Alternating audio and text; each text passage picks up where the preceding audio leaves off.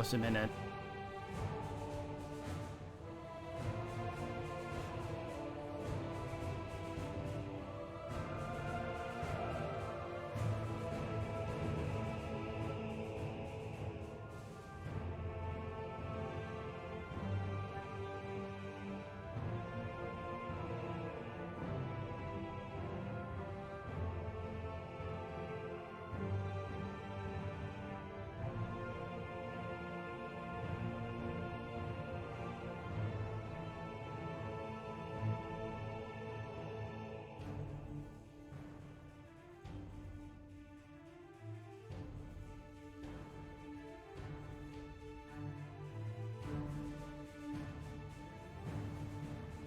Nantucket had lots of sea shorties, that was great.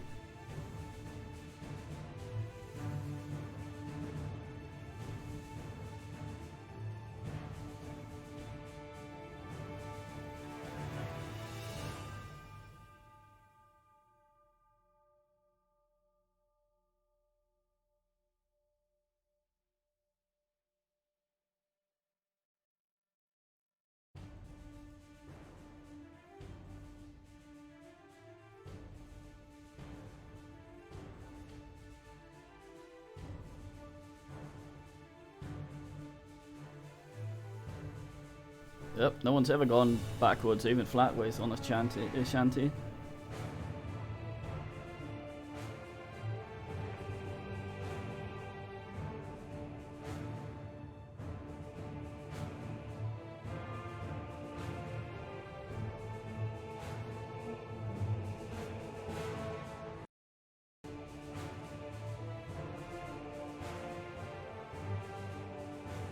Alright, here we go. Boys has claimed my chair. We are ready to ask. So I got a key for this today. I have not played any of the previous games. I'm not entirely sure what kind of game it is. I think it's sort of management, age of sail, fuck around, trade, maybe pirate a bit or something. It's gotten fairly average reviews when I quickly scan stuff. But I don't know what that's due to. A lot of people with stuff like the guild and things are like, the previous game had this one feature that the new one doesn't. Bad review. It's kind of like those little groups of gaming communities with very specific genres that doesn't have a lot of different games in them, that will either 10 out of 10 or 0 out of 10 stuff, so you get weirdly unbalanced reviews. Anyway, so we have to make a decision here.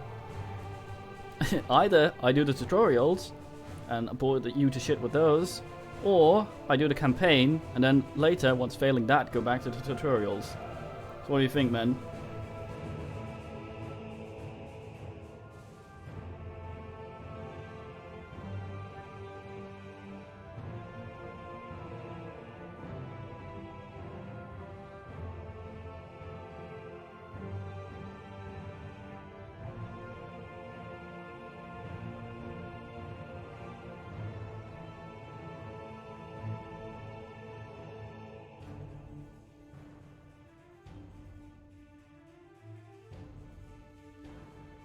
You have no faint in my master.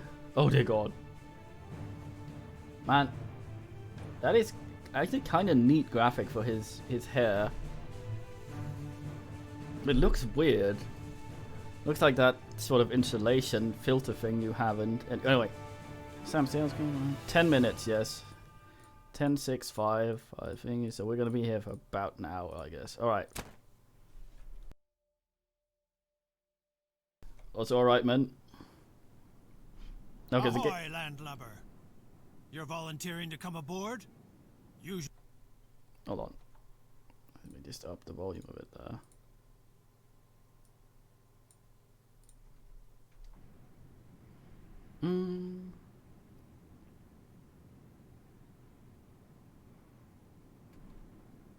We have to fill them with rum, drag them aboard, and ship them off before they sober up again.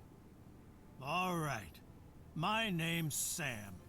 I'm a captain here, and there may be some things I could teach you. Chat up a little bit there. Oh, you know, the most important thing is to know where you're sailing to. climb into the lookout. Take the telescope. You can also look around in all directions. To know exactly where you are, of course, you need a good naval chart. Here in the area, there are 60 towns. Spanish, English, French, and these moneybags from the Netherlands. And What's of the name? course, pirates from all over the world. Volume okay? I'm sure you'll recognize one or the other convoy. For example, these could be merchants or military convoys. The only way to find out exactly is to get close enough with one of your own convoys, which is not always a good idea. Alright. Check out Port Royale, your hometown during this exercise. This is the town on the island in the middle of the Caribbean. Your convoy is in the port of the town. Select it. No vessels, no trade. It's as simple as that. Horn. Such a convoy consists of up to 10 ships. But for you, one is fine for now. What's the meaning? Until you can hire sailors and a real good captain, you'll have to show that you can handle yourself. Take a look at the different parts of the convoy.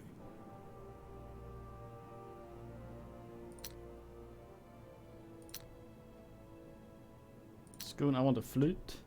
We're not sailing around here for fun. It's about trade between the towns, and commodities and gold. Select the town Port Royale to open up the town dialogue. But select the whole town, not a single building. So don't zoom in too far. A town is nothing without its inhabitants. These consist of workers and their families. The workers toil in the businesses and on farms and produce the commodities. The fine gentlemen like to come up with an attitude, but it is very important that the inhabitants are satisfied, because otherwise they simply run away. The supply of commodities plays the biggest part for satisfaction. Now select the production tab. Sure, every town also produces its own commodities, up to 7 different ones. But people want more, and that's where trade comes into play, and your convoy. It brings the people what they cannot produce themselves.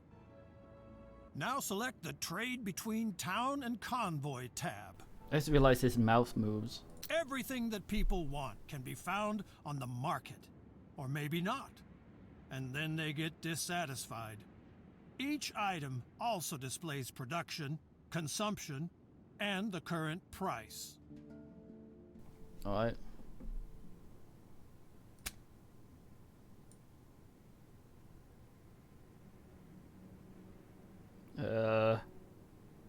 These are not very well explained, but alright. The better the demand of a commodity is covered for the next Oh, he's weeks, doing it nice. the lower the price. That makes sense, doesn't it? So commodities produced in a town are usually quite cheap. Now select grain and buy 20 barrels.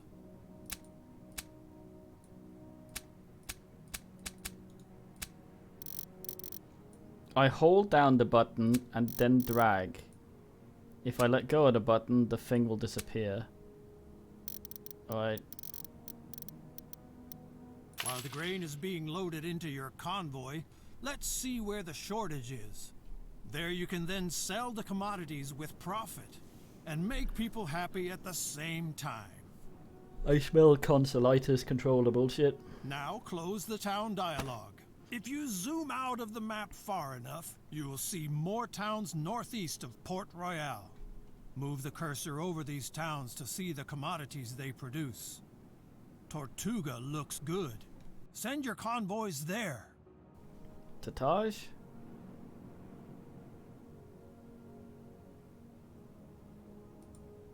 Make sure the whole town lights up when you send a convoy there. After all, he's supposed to dock in the harbor and not drift around outside the town. Right.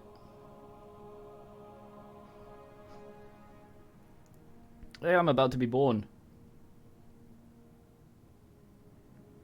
Oh, they're doing the fucking thing where... I guess it is a game set in the Middle Ages. So the month and the day is still flipped.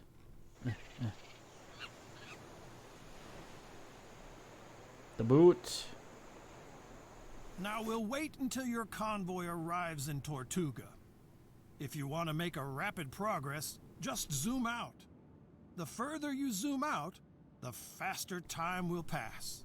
Okay, there has to be some other way of assing speed rather than that, because that's awful.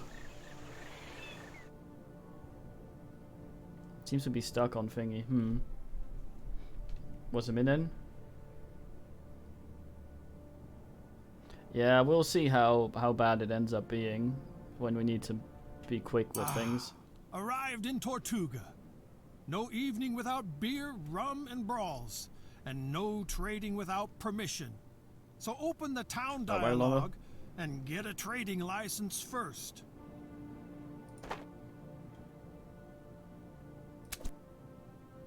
Now open the trade tab again and sell all of your grain to the town. Great! You still have to get used to all the commodities and prices, but through trade you can earn the most money. For this, I offer a special course about the Caribbean economy. And there is also a lesson about creating automatic trade routes. Oh By boy. the way, in Port Royale, they need wood. Buy 50 units and return to Port Royale. There is work to be done at the shipyard. Your nan's 50 Until units. the convoy reaches Port Royale, a tip from me. Convoys cost money, maintenance, and repairs. Avoid empty trips and load your vessels as much as possible. I'll load your nan, mate. I probably would be better off with the chat over on the other side for this. There should be less going on the screen.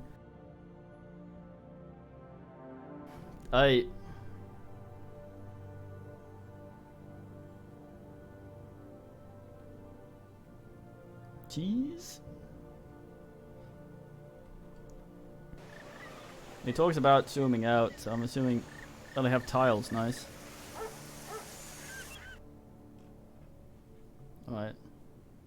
Man just idles there staring at me. Port Royale. The smell of seaweed, old fish, and hope for prosperity. Zoom in on the town until you see the shipyard and select it. Convoys that are on the road a lot, the shells have to be scraped off regularly. And that's what the shipyard is for. But you can also get a new barge here if you need more cargo space. That's a good question. Buy a new vessel and get out of here for now. Don't I need to sell the wood?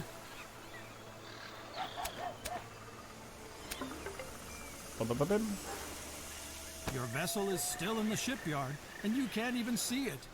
You have to add it to a convoy first, or convert it into a new one. We do that at the lighthouse. Select it. On the left, you can see the selected convoy and your unused vessels on the right.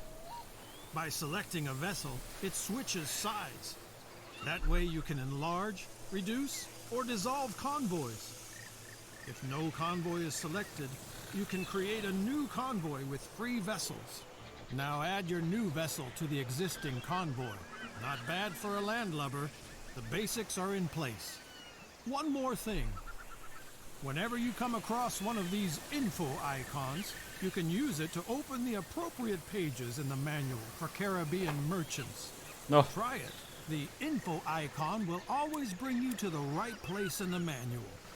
You can also open the manual at any time and just browse through it. All right, you've got the basics. I see you can't down, use I these hope. links to. But there's a lot of people out there just waiting to make a rookie like you walk the plank. So I'm recommending my other classes as well. Don't worry, they're shorter.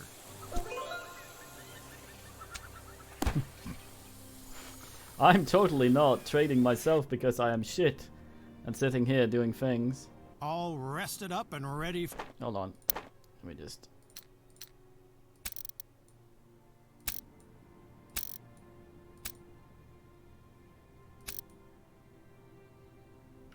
For the Caribbean economy? Oh, he got a bit asked. Let's go. First, Select your convoy in the harbor of Port Royale. Is that clear? Check the hold of your convoy to see what you just loaded. We'll need it later. A lot of beer. Beer is important. Does not make you as drunk as rum and not as sick as spoiled water. Now open the town dialogue of Port Royale. To do so, select the whole town from a greater distance, or, if the camera is close by, the town hall or undeveloped areas. Here you can see the inhabitants who live here and have to be taken care of. About 1/4 of them are workers. Some of what they produce can be traded with other towns. Below you can see which cultivation and mining commodities can be produced in the town and how efficient such a production would be. Handicrafts such as clothing can be produced equally well in all towns. People always ask for all commodities, and the variety of commodities affects the satisfaction. In small settlements, however, simple commodities are more important. If the town grows, the inhabitants become more demanding, and the upscale commodities becomes more important. Good or bad?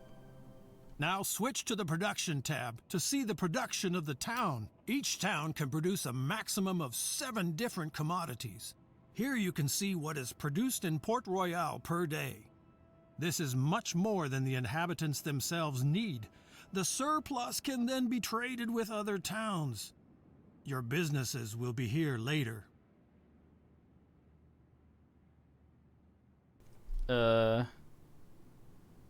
+6 out of thingy. Is that how much that's... Okay. Now switch to the trade between town and convoy tab to see the commodities on the town's market. So I need to go to another one to see how much they eat of what they make. Here I you guess. can see all commodities that are available, sorted by their importance for the inhabitants. The first column shows the fill level of a commodity. This is the ratio of supply to demand. From 2 green bars on, a commodity is no longer scarce. From 4 bars on, it is in abundance. I think it was maximum and current production. Here you can see how many commodities are in stock at the market of the town and in the selected convoy.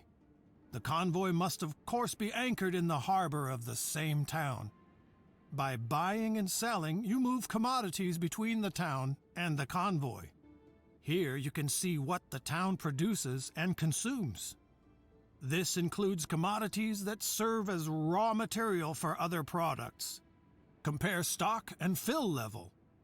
The longer the stock lasts, the more secure and satisfied the citizens feel. I'm assuming that's per day. The price of a commodity changes constantly because it depends on supply and demand. The higher the fill level, the lower the price. For the beginning, you should remember, buy from 2 green bars, sell until 2 green bars. The last column shows the average price you paid for a commodity. Of course, you should always sell a commodity at a higher price. Take a look at the price of beer. The average price of your loaded commodities is lower than the current price in the town.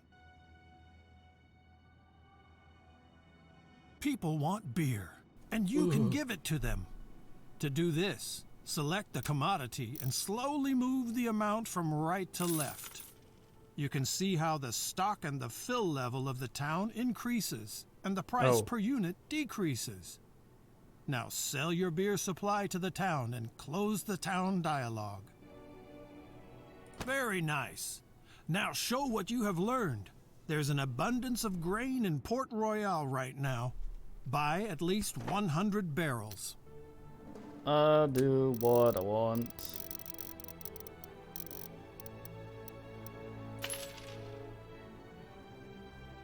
The commodities are on board.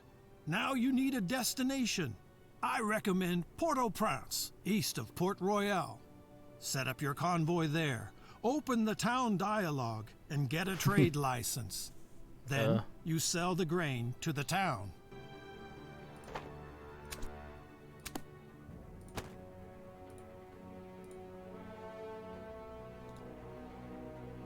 Sail Lord.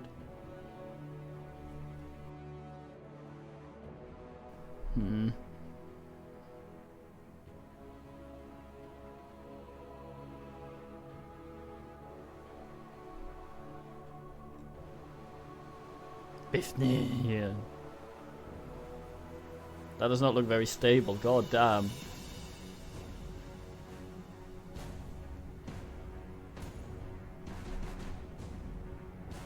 Maybe I get to murder this guy later. Watch out for the Picts.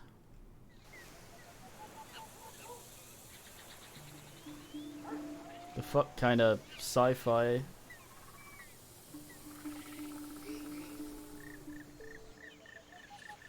You gotta admire men though that build their towns in a hexagon.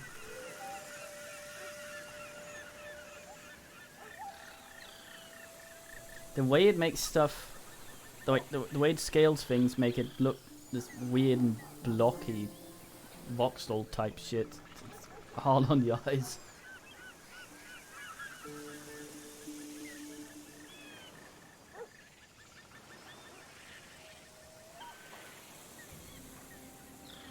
You see it?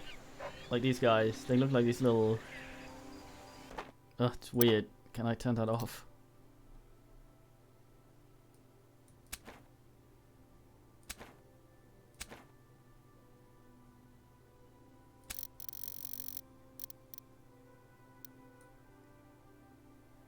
They are. That helped. Fucking hell.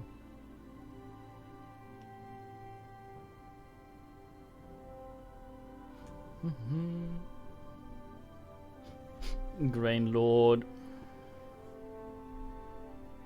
Grain Lord.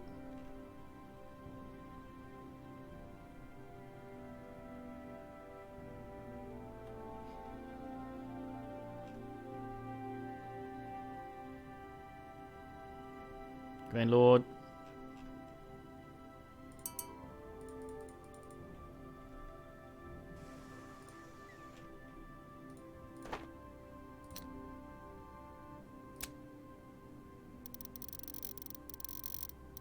Excellent. That was my Caribbean economy crash course. It's really very simple. Buy cheap and sell dear. And Right. don't waste all the profits on drinks. You should now understand what the price of commodities depends on. Okay. In the beginning, you do the trading yourself. Later, you set up trade routes and leave the trading to your convoys. Of course, always to your specifications. Man tells us to sell beer because it sells for good, then tells us not to buy beer.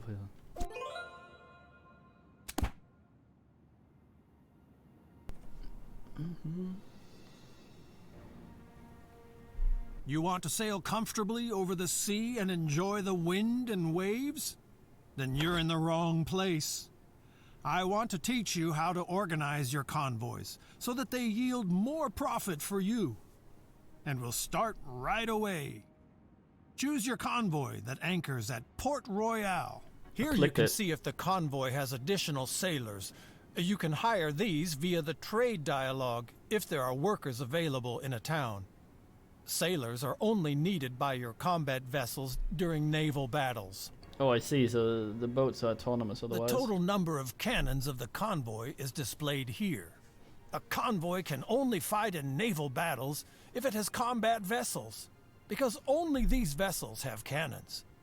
If there is a battle, the sailors of the convoy will be distributed among the combat vessels. You already know the different areas of a convoy. Select the area vessels. Here, you can see the vessels of your convoy. It's important that you understand the difference between a vessel and a convoy, even if the convoy consists of only one vessel. Suppose you buy a vessel in the shipyard. Then it will stay there until it belongs to a convoy. Only then it gets a crew and is put into the harbor. From that moment on, you can fill the vessel with commodities and put it to sea. Free vessels are something like dead capital. They are not operational, but they don't generate any costs. 2 buildings in the town are important when it comes to vessels. the shipyard, and the lighthouse. Let's first have a look at the shipyard Right, in it's Port Royale. Select it to enter it. You have to zoom in close enough to the town, otherwise you won't be able to select individual buildings. In the shipyard, you can repair, buy, and sell vessels. As you can see, the vessel in your convoy could use a little overhaul. Get it done. Great. While the repairs are being carried out, we look at the vessels the shipyard is currently offering for sale. To do so, select the next area in the shipyard. Larger Bedunguses. shipyards sometimes offer used vessels for sale. These can come from bankrupt merchants, for example. This is a good opportunity for you to get a new vessel quickly and easily. Just buy the 2 vessels on offer. This military frigate needs command points. This applies to all vessels with cannons. They can only be included in convoys that have a captain, and people trained in this field do not grow on trees. Oh, there. For the really big vessels, you have to prove that you are loyal to your nation and accumulate fame, here represented by fame points.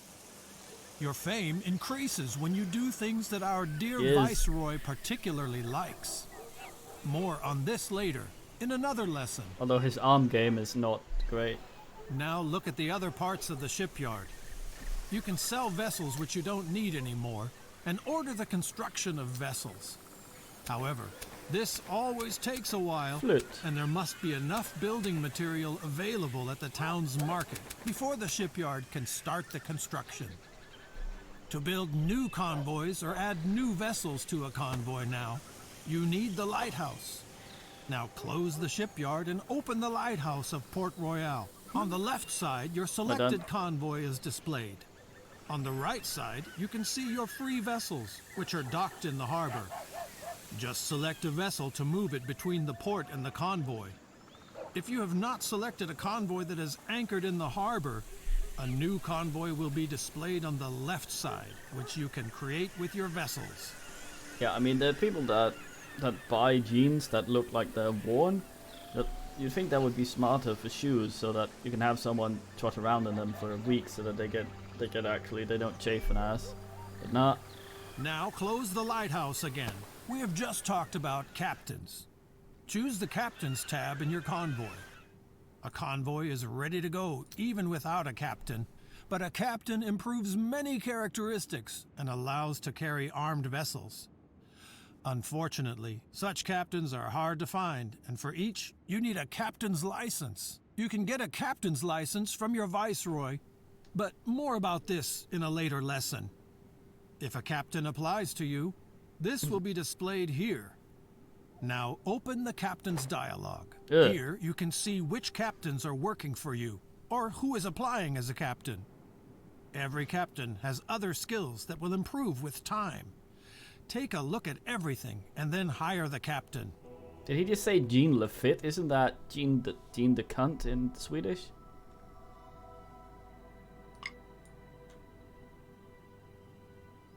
Eyes and shit. A captain doesn't work for free, so don't forget to assign him to a convoy after you hire him. Otherwise, you'll pay for doing nothing. Now assign the captain to your convoy. Very good. With the help of their command points, captains can lead armed vessels. The higher the level of a captain, the more command points he can use. And that concludes this lesson about vessels and convoys. See you soon. Oh yeah, I guess it was shown there.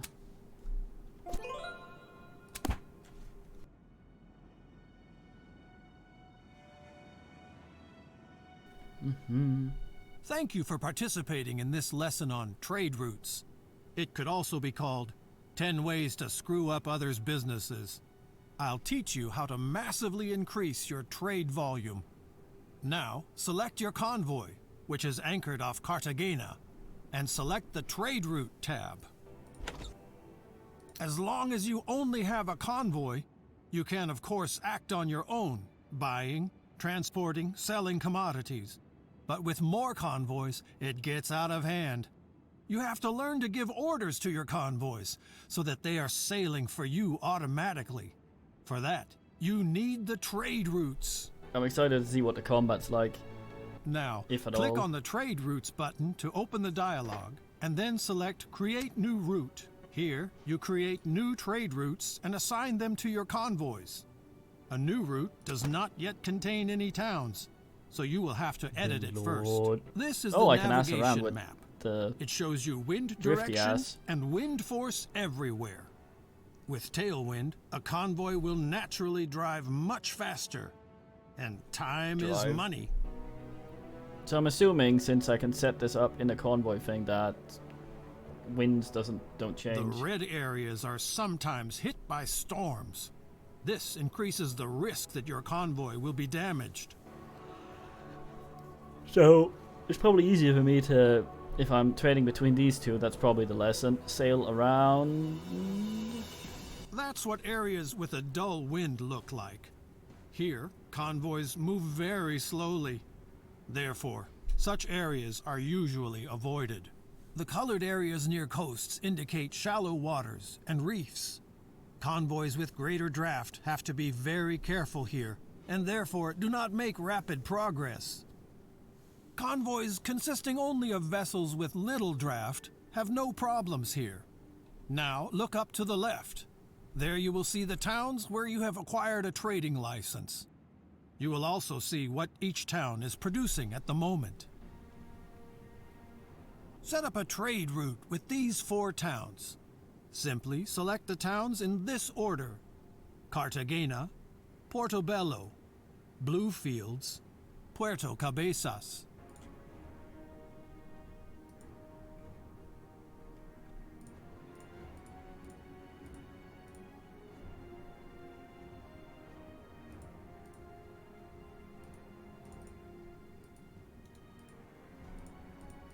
Not Ember. Oh, it's already on. Okay.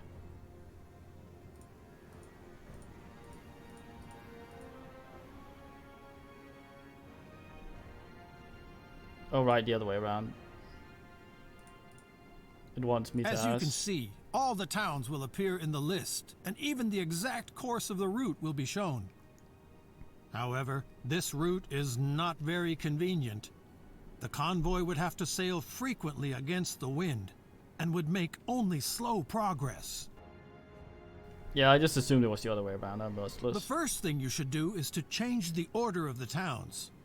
To change the position of a town in the list, you can select and move it.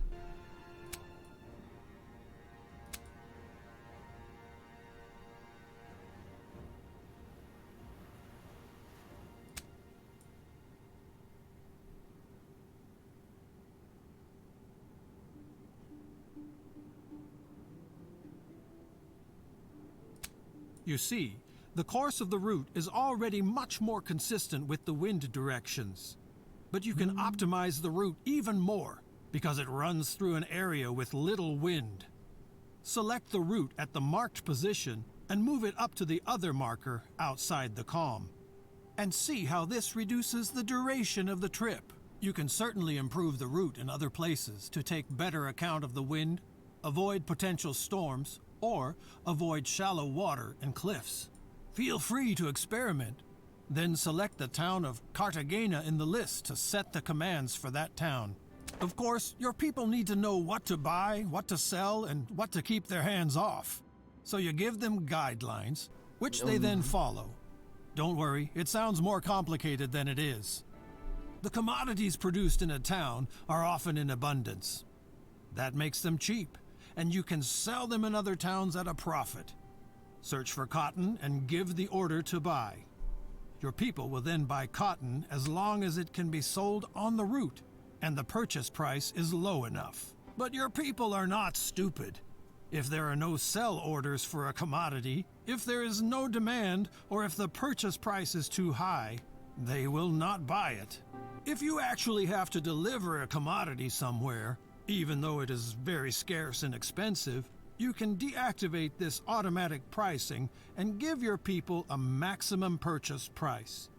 But for the beginning, you shouldn't even think about such things. Find 2 more commodities in Cartagena that you want to buy, and switch to the town Puerto Cabezas when you're ready. I wanted to check what they need.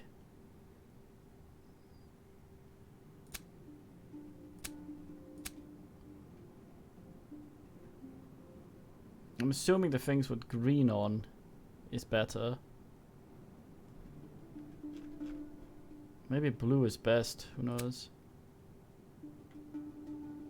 Puerto Cabezas can certainly use the commodities you want your people to buy in Cartagena. Maybe. So set these commodities to sell. By the way, if you select a commodity, the list of towns will show you where it is bought or sold. Of course, you can also set further preferences for priority, quantity, and price when selling, but it is not important at first. If you want to know what this is for at a later time, just have a look at my tips and tricks. So, an easy route is now available. If you want, you can of course make further settings for the other towns. Feel free to have a look around.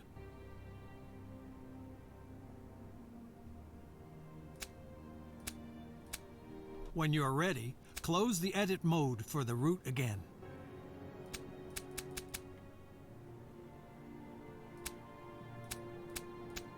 I can say, what the fuck?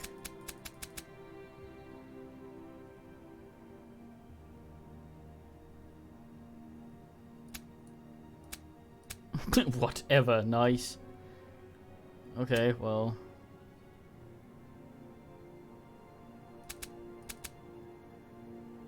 I mean, I guess.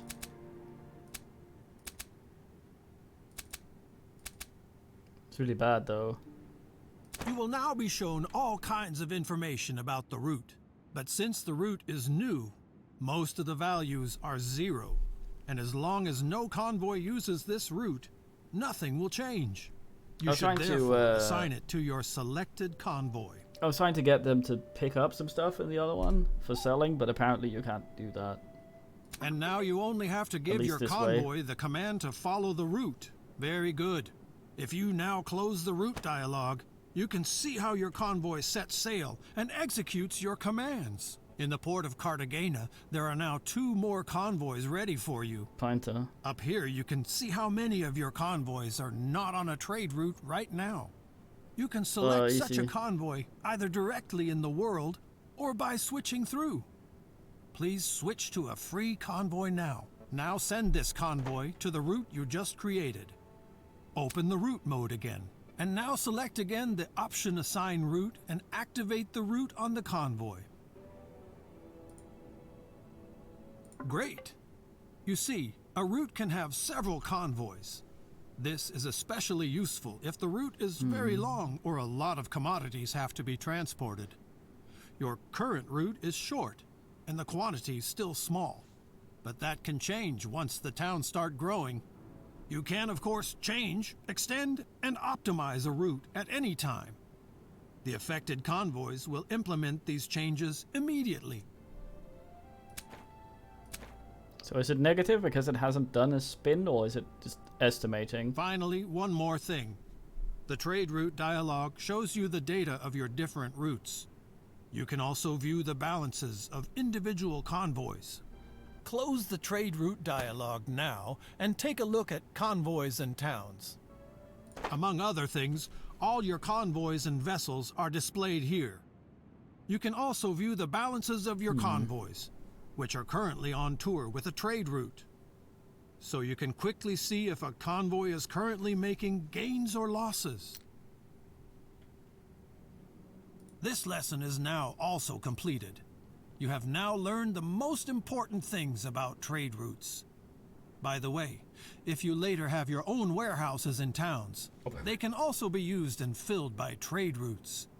More about this in my course about production.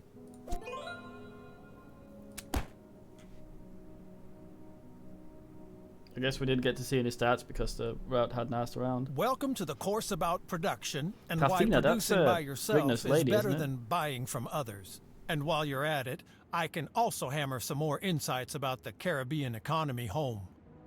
You already know that you can earn a lot of money by buying commodities here cheaply and selling them expensive elsewhere. Now, it can happen that you could sell more commodities than are offered. For example, because the production is too weak or there are too many merchants underway, then it is worth considering getting into production yourself.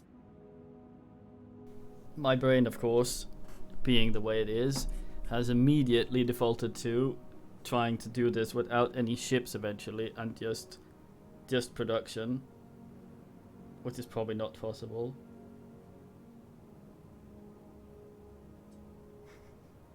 Boys.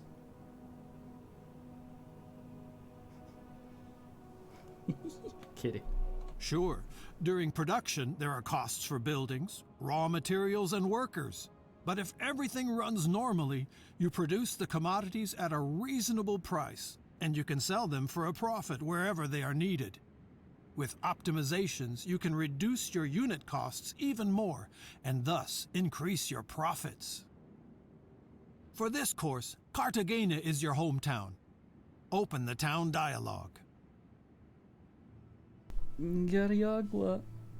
Here, you can see which commodities can be produced with which efficiency by cultivation or mining. Of course, you can produce handicrafts everywhere because they depend on raw materials and not on geographical specifics. Here, you can see which commodities are actually produced in the town. Each town can produce up to 7 different products. Your businesses will also be displayed here later. These numbers tell you how many commodities in the town are produced per day and how much could be produced. If, for example, workers or raw materials are missing, this slows down the production. You should only produce the commodities that are scarce in the area, because the production of commodities is really expensive, and if you create an oversupply, the prices go down and you make losses. It's an alright tutorial. That also applies to other producers in the town. If they make losses with their commodities, they shut down production or even tear down their businesses. I'm only telling you this in case you ever have plans like that. The thing about stuff like this, though, is if stuff doesn't have mouse overs, that explains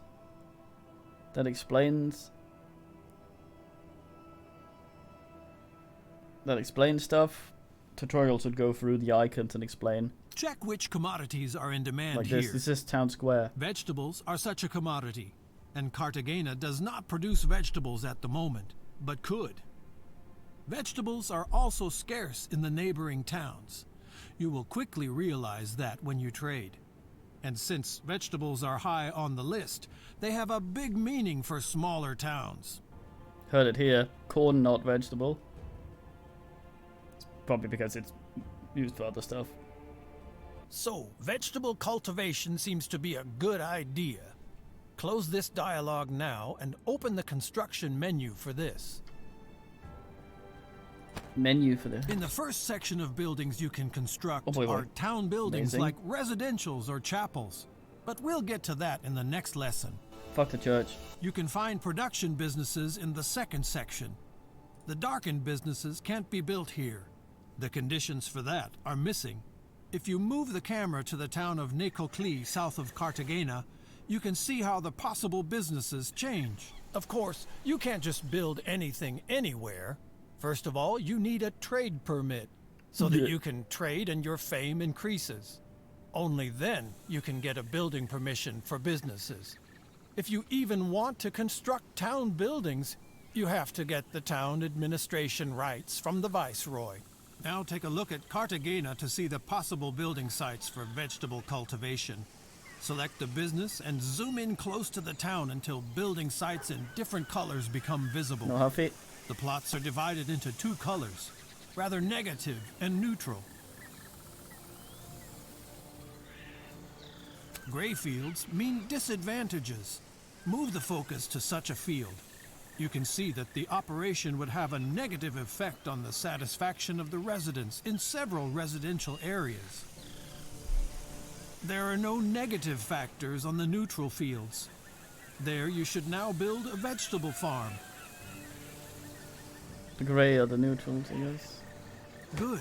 the construction contract is given. Here you can see which construction materials are needed and How about how that much shit these right the fuck materials down? and the construction costs. 20 wood, 40 bricks. You don't have to worry about the construction workers, but they can only start working when the construction commodities are in stock in the town. You can help with this, if necessary. Close the construction menu again and move the focus to the business you just commissioned. In the info area, you can see who owns the building and if there are any commodities missing for construction. If so, you can either get them and sell them to the town, or you can wait until another merchant did. Without workers, nothing Kitty. works, of course. Otherwise, you would have to harvest the carrots yourself. Open the town dialogue by selecting an empty field or a town building. Here you can see how many job seekers there are in the town currently. They come with the treasure fleets from Europe to the town of the Viceroy, and from there they are distributed via trade convoys to the other towns. You can help with a trick here. When you dismiss the sailors, they automatically become job seekers. In order for job seekers to come to the town and stay until they find a job, the satisfaction in the town must be at least 40%. This is usually not a problem, but as towns get bigger, the demands of their inhabitants grow. Alright, 029. But workers also need housing for themselves and their families. If there is not enough of it in the Yes. town, your business cannot hire new employees. I'm assuming it's single player only. Let's just have a look.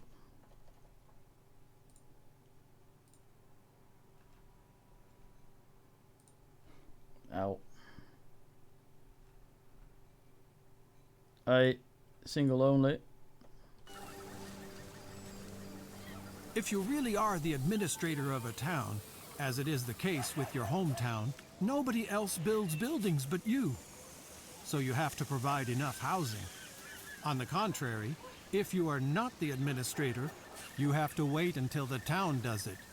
If the town is doing well and there are enough building materials, it won't take long. Let's speed things up a bit. Your farm is now operational and has all the workers. Now, switch to the production tab Man, and cheats. select vegetables. Here, you can see the vegetable production of the town. Your Pepper. businesses are also a part of it, and from tomorrow on, you can see which commodities your new business produces daily. I'm hoping that people found, like, the reason these are called peppers is because they first ran into the green or yellow ones and not the red ones. Otherwise, it would be called baboon-ass fruit. As long as you don't have your own warehouse in the town, the produced vegetables will be sold to the town daily at the current price. As long as your business is running efficiently and the town is not drowning in an oversupply of vegetables, there is nothing wrong with that. The wording is weird. Of course, you can prevent oversupply by selling the commodities to other towns yourself. For example, by using trade routes. If the neighbors drown in vegetables, you can also stop your production completely for a while to prevent the price drop of the commodities. Vegetables are cultivated. Other commodities, such as iron or coal, are mined. And there are handicraft businesses where raw materials are converted, such as weaving mills. Here, cotton is spun and woven into cloth. Such a weaving mill is needed right now in Cartagena. Get to work! Oh.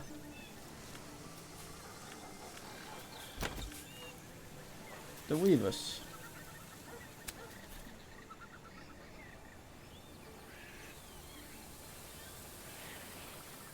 No whinge about that, apparently. What is that? Dye? It is. Ooh. Very good. Let's speed this up. Now leave the construction menu and select the weaving mill to see its production. Here you can see what raw materials you need for your cloth production. As long as you don't have a warehouse in the town that where how the it works? commodities are in stock, the business automatically buys the required cotton from the town as needed and sells the produced cloth back to the town. Where's yellow in that then, Dan? I could see I can see yellow becoming red, but I couldn't, or green becoming red, but I can't really.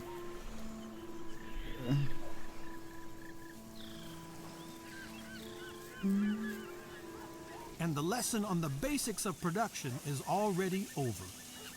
Now you know why you should only produce commodities that are in demand. Also, you should always make sure that your businesses have enough raw materials. That's because weird. otherwise, you will pay your workers to just sit around.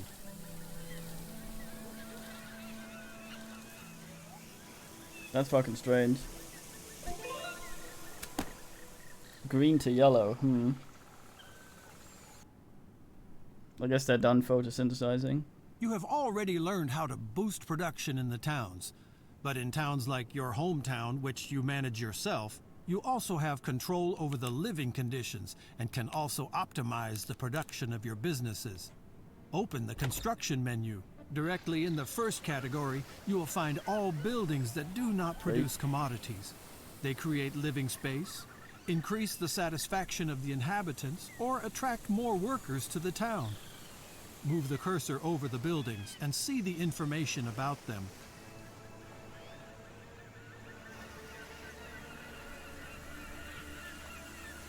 As you can see, many buildings have positive effects on other buildings or even the whole town.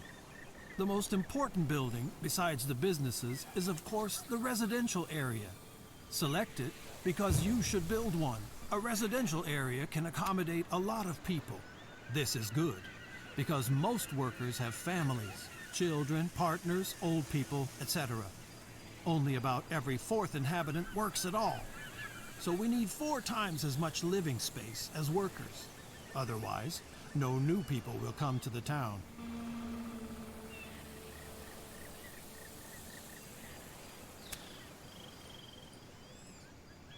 If you look at the possible building sites for residential areas in Port Royale, you will see different colors.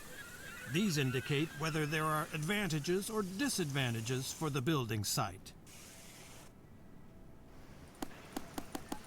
This coloring means that the advantages outweigh the disadvantages.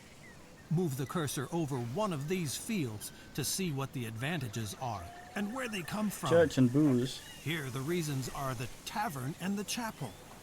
If they are nearby, So good to see you, the Uncle. popularity of a residential area increases, and it can grow much bigger. But nobody likes to live near cultivation or mining companies. There's too much hustle and bustle. Sometimes there is also noise and stench. So the satisfaction of the residents decreases. And such negative influences even add up. Find a good place for a residential area and commission it. The situation is different with handicraft businesses.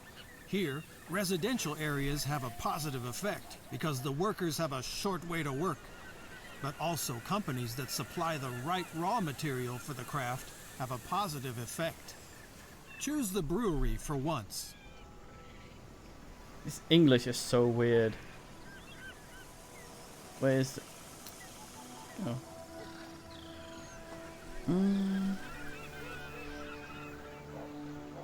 The most productive building sites for a brewery are located near residential areas and grain farms, because the workers then have a short distance to work and grain is needed for brewing. Now build a brewery. Very good. By the way, if a crafting business needs more than one resource, it will receive an additional bonus for each resource business nearby. Kiddo. And another building has a positive effect on production. The tool maker. Select it. With the tool maker, you can make nearby mining operations like the coal mine more efficient. I think you've understood the principle. Just always take a close look at the advantages and disadvantages of such a building site. That's what the information is there for. And as always, one last thing. For many handicraft businesses like the brewery and special town buildings like the tool maker, you need a concession. You can get this from your viceroy when you have enough fame. We will talk about this in the next lesson. I could probably get confectionery if I need to get some chocolate going. Marzipan.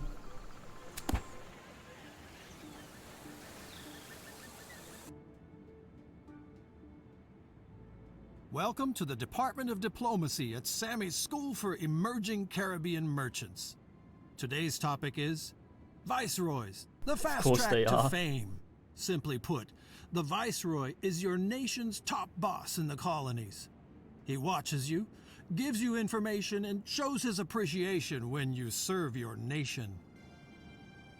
Yeah, workers are free, so I'm assuming that's implied. You can always contact the Viceroy. Get in touch with him now.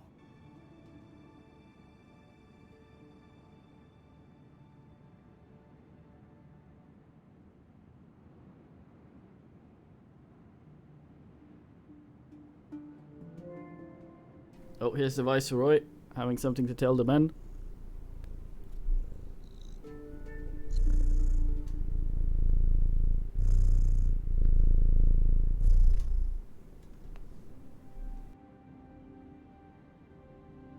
I am glad that you are here. Here in the first tab, the Viceroy informs you about the current situation. Especially important for you are the relations to the other nations, because you usually can't sail to the towns of hostile nations. That guy had weird lip stuff. I wonder if it's lip synced for the old ale man. Or not. Who knows? There, Knoll. But the Viceroy also has tasks for you. You don't have to fulfill them, but if you do, you will be rewarded with fame. Not unimportant, because without fame, you won't get concessions for handicraft businesses, no great vessels, and no town administrations.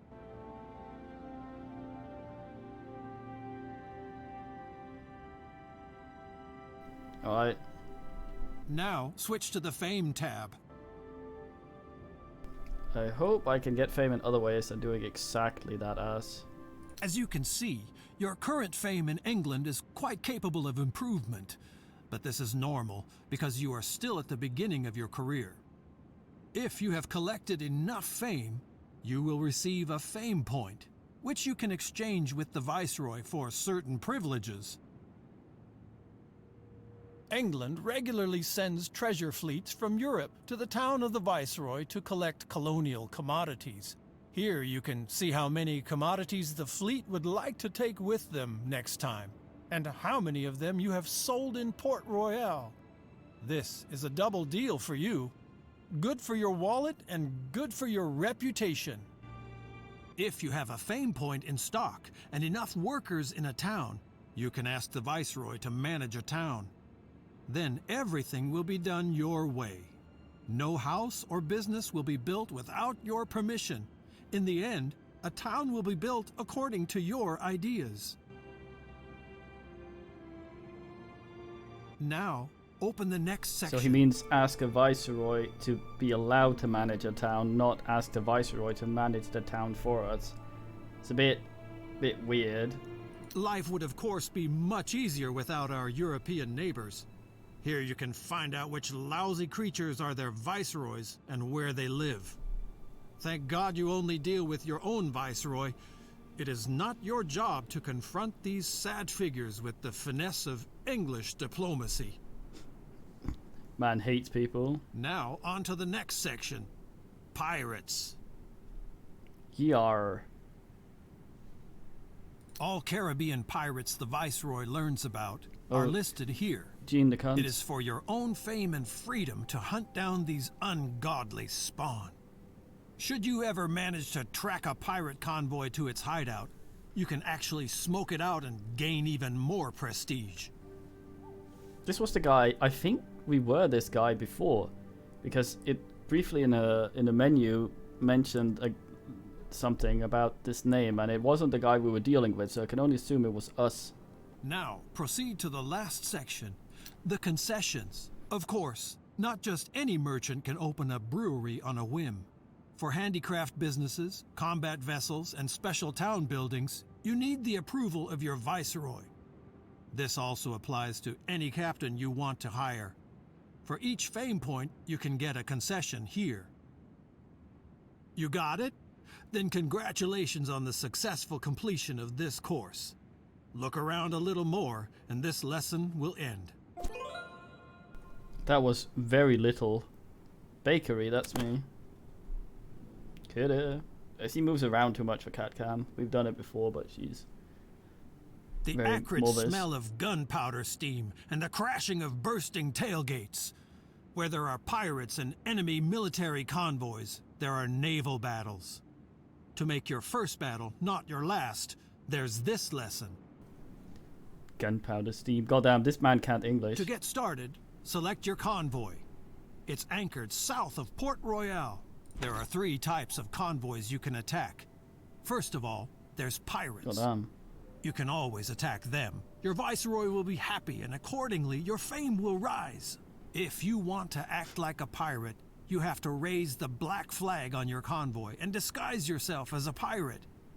In this mode, you can also attack friendly convoys, but this will damage your reputation with the viceroy. Not much of a disguise then, is it? And thirdly, there are convoys of other nations when there is war with them. If you got yourself a letter of marque beforehand, such attacks are legal because you can then act on behalf of the viceroy. It's called politics. Here you can activate the convoy's patrol mode. In this mode, the convoy monitors its surroundings at sea and attacks all enemy convoys on its own. Activate the mode now. I wonder if you can... Soon the pirate Calico Jack will pass by here, Oh, it's and your Rackham. convoy will attack him. Then you can choose if you want to join the fight or if you want your convoy to fight on its own. Oh, Jack Rackham.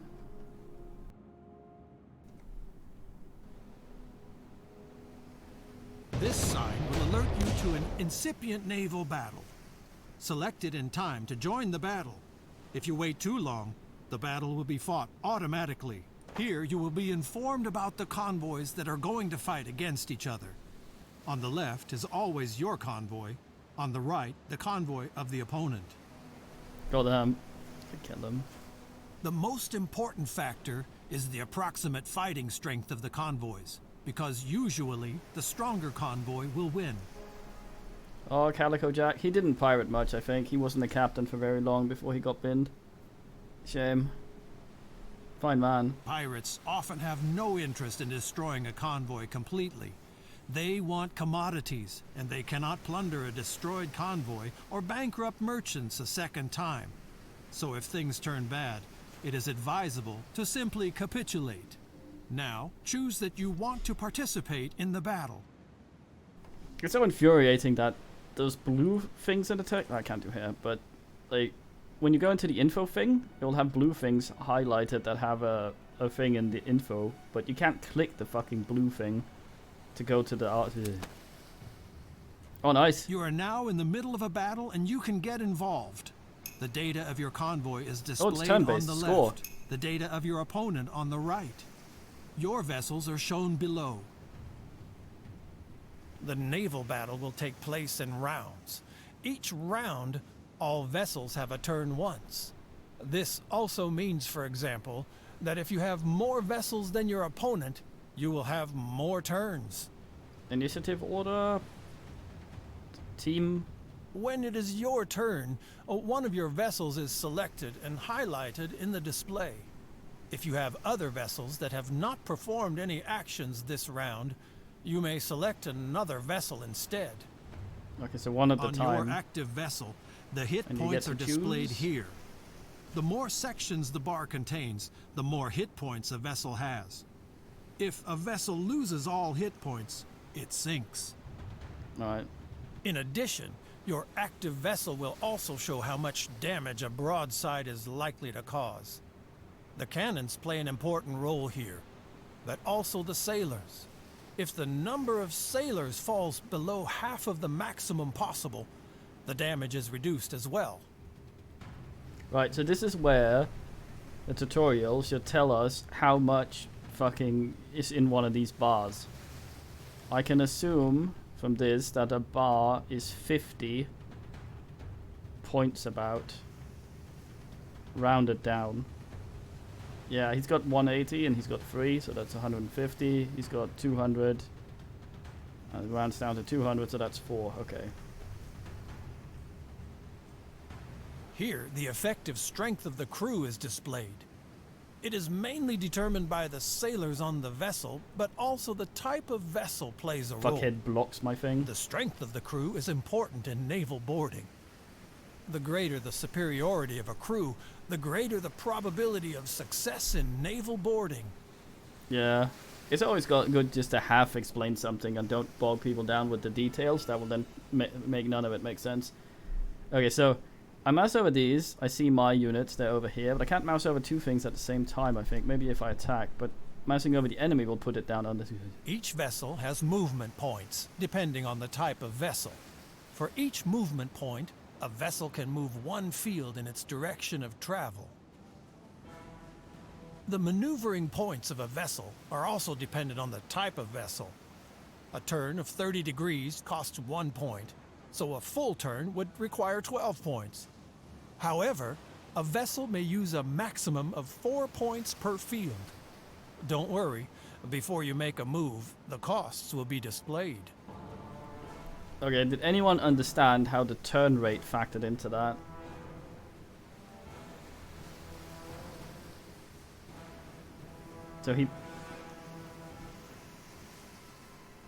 So 10 is the maximum turn rate of this one, I guess, and he used 30 as an example because that's 1 point. So this one would have a turn rate of 10 and take 1 point to, so it's like a third efficient or something, I guess. The fields that your vessel can reach are marked green. Now select one of these fields to move your vessel. You can also move your vessel several times per turn, as long as it still has enough points. Alright, I select this one then. Not allowed. Okay, well. I need to go up here to broadside though.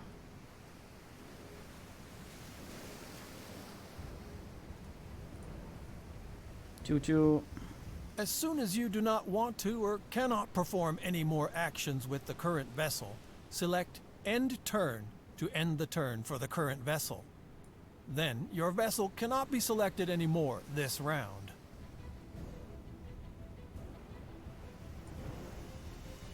There, now I can broadside the sucker.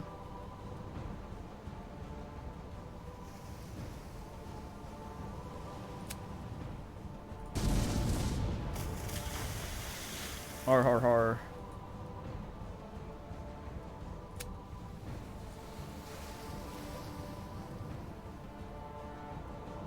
Alright. Now it is the turn of Calico Jack.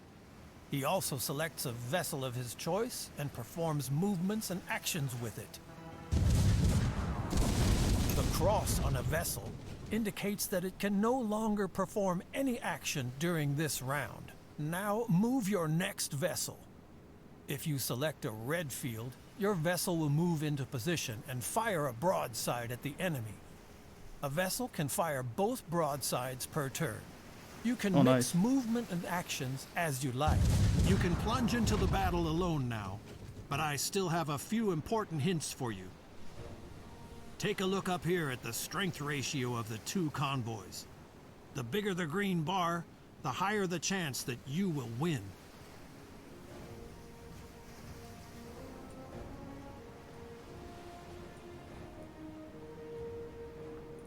If you are sure that you will win the battle, you can have it evaluated automatically.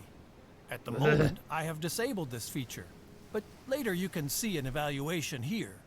You can accept or reject it and return to the battle. Another important point revolves around the tactics that are available to you in battles. First, there are the vessel's tactics. Each vessel provides a tactic to the convoy depending on the type of vessel. This tactic can be used as often as you like, but with cooldown periods in between. If more than one vessel has the same tactic, this cooldown period is reduced. What?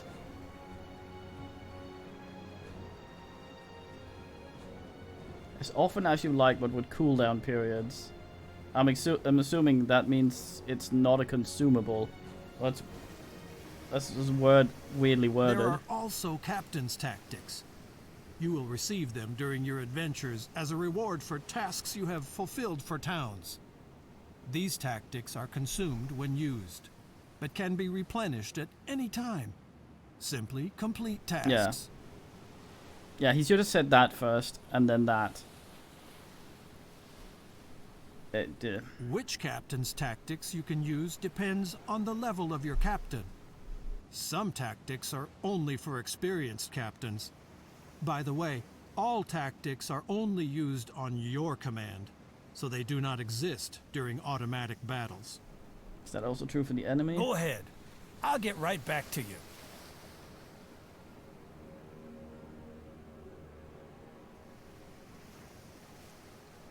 Fucking hell, this is awkward.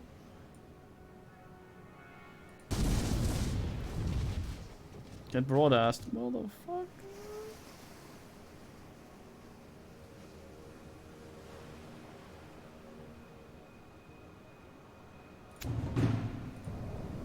Put. Wee. How dare you? At any time when it is your turn, you can specify the type of attack for the selected vessel. Solid shots mainly cause damage to the hull. Oh, he's fucking doing that again. Canister shot reduces especially the crew of the enemy vessel. This can be important if you want to board a vessel. Fish. Both if you choose this type of attack, the crew will prepare for the naval boarding of another vessel. The greater the strength of your crew compared to the crew of the enemy vessel, the higher the probability that the naval boarding will succeed. This, if a naval boarding maneuver succeeds, both vessels will be suspended until the end of the battle. If the maneuver fails, the attacking vessel will lose one turn. Just a turn? Now No. go on. No I'll get units? back to you in a minute. Don't get back to me. I'm doing this, for fuck's sake, you twat.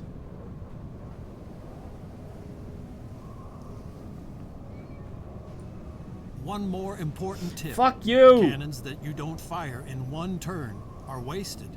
So make sure that a vessel can always fire both broadsides during a turn. I know it's not as easy, since all vessels are limited in their maneuverability. He takes away my control every time he shows up, then he goes, go ahead, do your thing, and I half give my ship the command to turn, and then he takes away my bullshit. Well, have fun sending Calico Jack to the fishes. See you at the next lesson. Ass.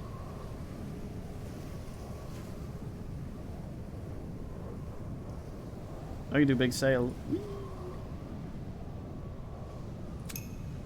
Neat-ish system, though. Fuck you! See, he gave me control again, and then he said something and took away the fucking control because I needed to confirm bullshit. Absolute knob.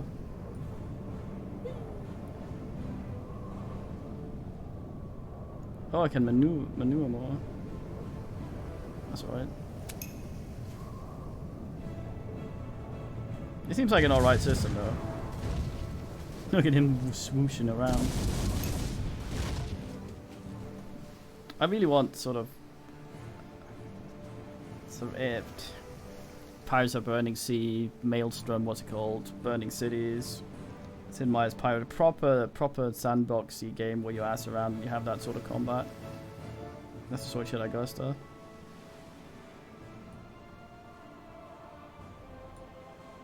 Turning these guys is awkward though.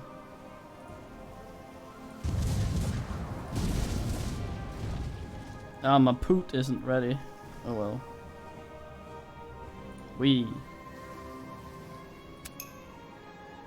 I wonder if I just have to broadside people, or if the turning isn't super important. Like if I broadside someone facing their front, if it's less damage.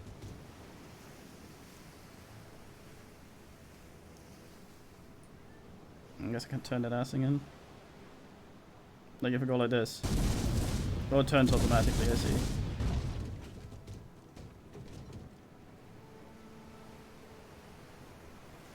Fuck it. Oh, I could have moved it and moved this ass and then fucked ass. What a fool. Boys, don't whack. No, you're whang.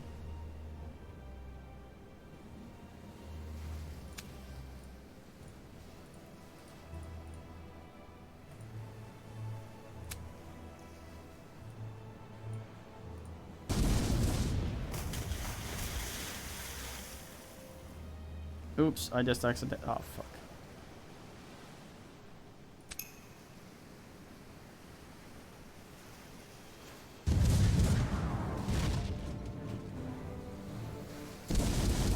Green red bar? Yeah. I'm not sure what that means. How it functions. Did he fought fire in the sea?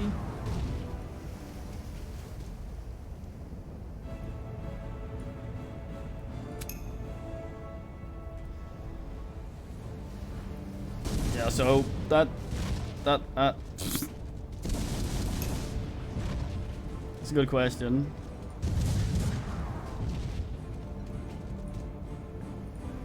Assume it's a pirate thing. Plunger reload. Resets the possibilities of action of a vessel so it's able to fire again.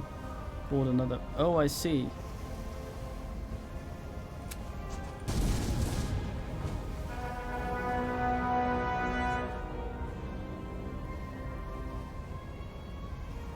Yoktar, I guess.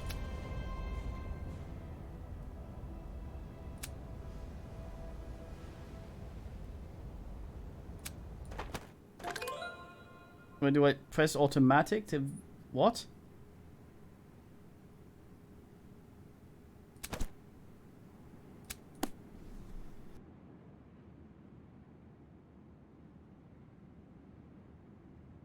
Yoktar. There's work waiting for you all over the Caribbean. Viceroys, towns, merchants, dodgy characters. They all have wishes, all looking for, all needing, all offering. And there are still some legendary and fabulously well-hidden treasures. You just have to keep your eyes open for such opportunities. Fucking Dutch characters. He really doesn't like the Dutch. Fucking implied tennis. If your Viceroy classy shoe pinches, he will let you know where by a mark on his symbol. When you visit him, he will tell you all the details. Viceroys. I need you. You cannot accept or reject the Viceroy's wishes, because they are just wishes. If you just do what he says, he will notice, and you will be rewarded with a lot of fame. Now close the dialogue again. The assumption here is this is just for me and no one else can do that. Kitty. Man,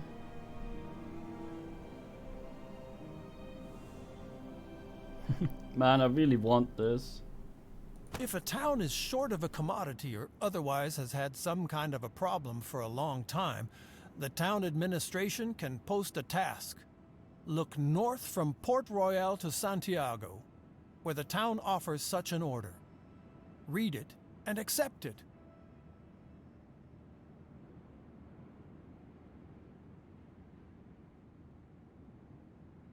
I just want to know what commodity that is. Is that rum?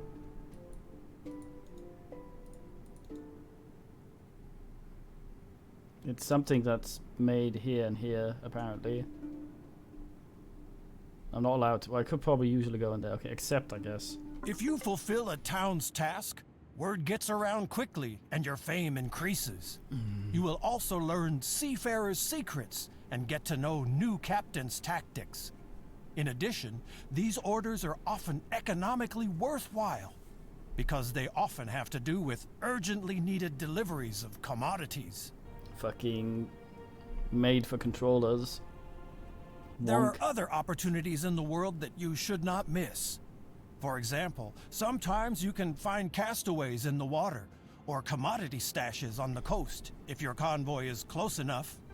Throw people in water, have other ship pick up. Got it. Take a convoy from Santiago and drive west along the coast. There, I have put a message in a bottle in the water for you to find and pick up.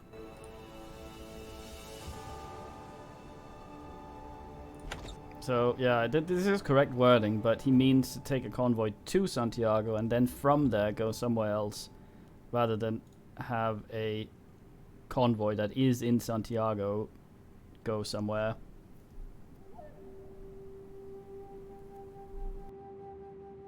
I'm being pedantic, but stuff like this is very important in tutorials. Like, you can't have confusing wording, ambiguous shit like that. Especially when you don't explain half the icons on the interface.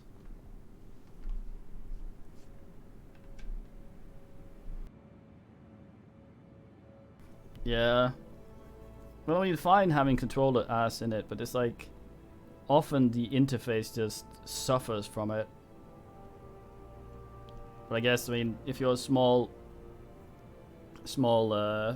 studio, you don't have time to make two distinct interfaces. You just have to sort of make the same one and have buttons work. Like, keeps wanting me to press X to accept this bullshit. That's awkward. Right, now we go west. Okay. Is that Fisk? No.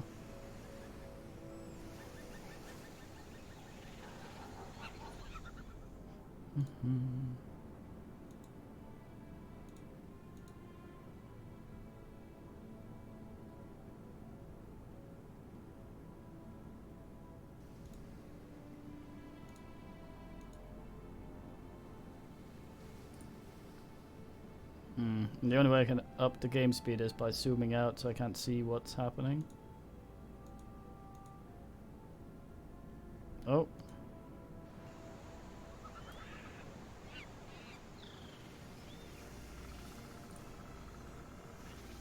All I can do is reject. I'm guessing I approach.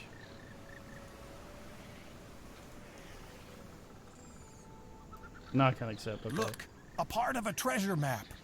There'll probably be more of these, and there are many ways to get to it. By the way, such pieces are always transferred to your journal. Now open the journal, and there the treasure maps tab. Further parts of the treasure map are stored here. As soon as you have found the middle piece, you can go on a treasure hunt. A successful treasure hunt will greatly increase your fame in the Caribbean. Hopefully it's random and the middle piece is not always the last. And while we are in the journal, open the tab Objectives. Your nation expects a lot from you. What exactly you can read here. But you are free and independent. If you can do without the fame of your country, then these objectives are nothing more than recommendations. So, you might notice I can actually do stuff with the interface, like in the combat, when he's talking, as long as this X isn't down here. But as soon as it appears, it locks the interface. So much for missions, wishes, opportunities, Now I and can do fame. stuff. They will help you to build a villa by the sea. Now I'm not allowed My because... school thanks you, as always, for your interest and hopes for a positive evaluation. Grab a bottle of rum on your way out. Oh, so I was actually not even supposed to do that task. Fuck.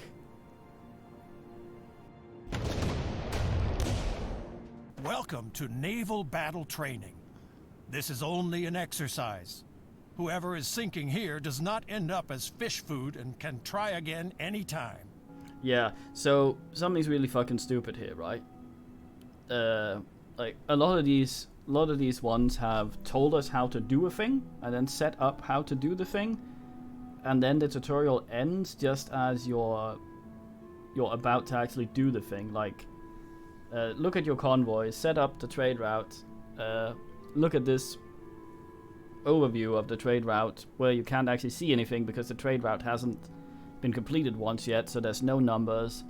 Or this is how you do this, click the things, and then it just spins you. As soon as the tutorial is done, that little prompt that comes up, if I accept, it goes to the next tutorial. If I exit, I will go to the main menu. I cannot continue to play the tutorial to actually complete the task that was given, which is fucking ass for learning things. Anyway.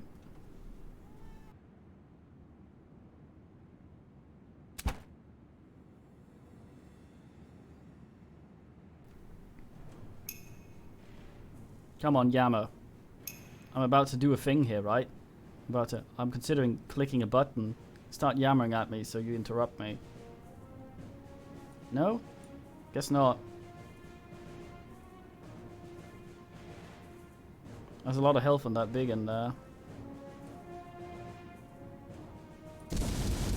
Okay, I can't... As soon as I press that button, I can't stop.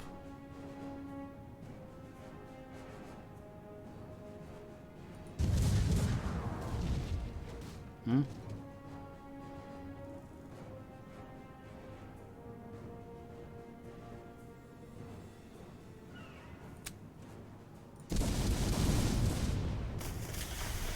I think does a lot of damage.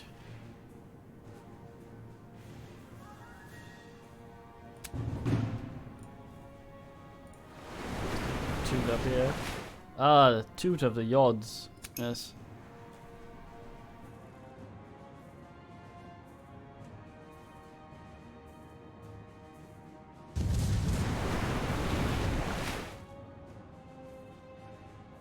What?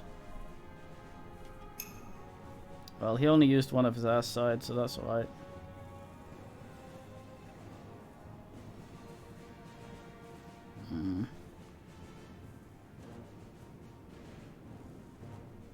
This is a little depressing, but ass.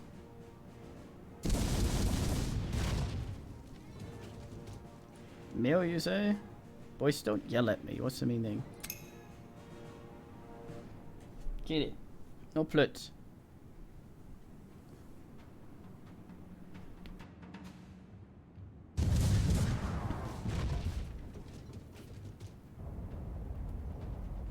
He's gonna light a fire and sail into it. I smell it.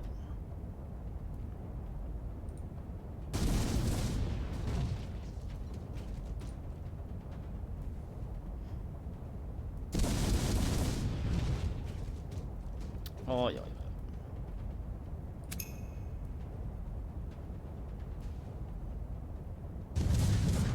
Yes, boys. What a maneuver.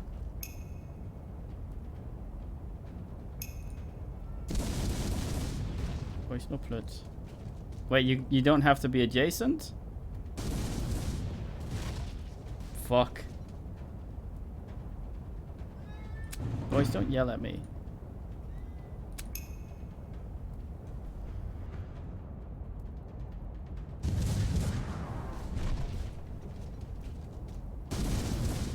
Oh, cannon range +1, I see, on that one. Not the others.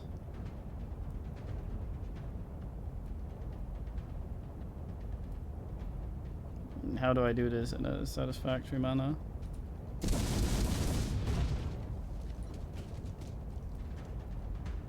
Ah, yes. I guess I don't. Wee. Boys, be quiet. Oh boy, oh boy. Not the tropical people. Railway Empire, my favorite. Tired of them, I hate it.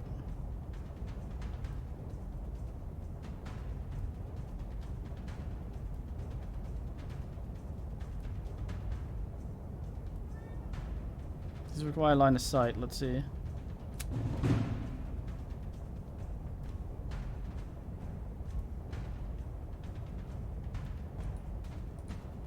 Two field range. I can only attack that one. For fuck's sake.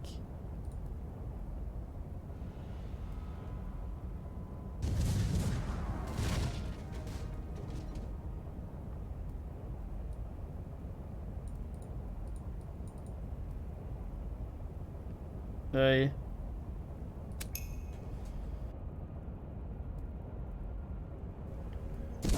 Now I feel bad that they keep giving me keys for things when I get the hate on.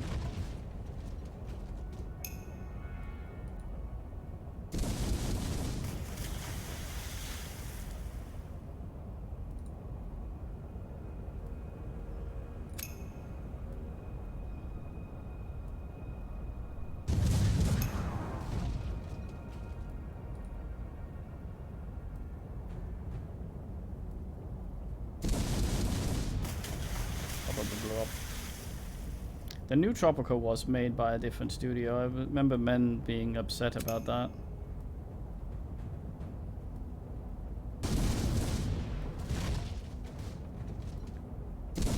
Fuck my own dudes now. I'm gonna throw this grenade, see what happens. Really? From the Tropico? So now it worked, that's weird. Oh, I don't know. Oh, start the grenade. Can I get you to go there and shoot instead of fucking yourself up? Yes. Complicated, how dare you? On the internet.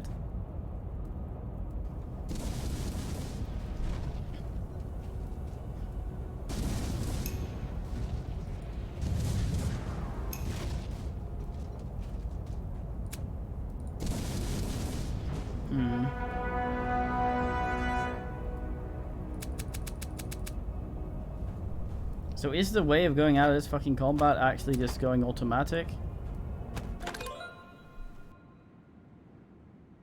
That can't possibly be right.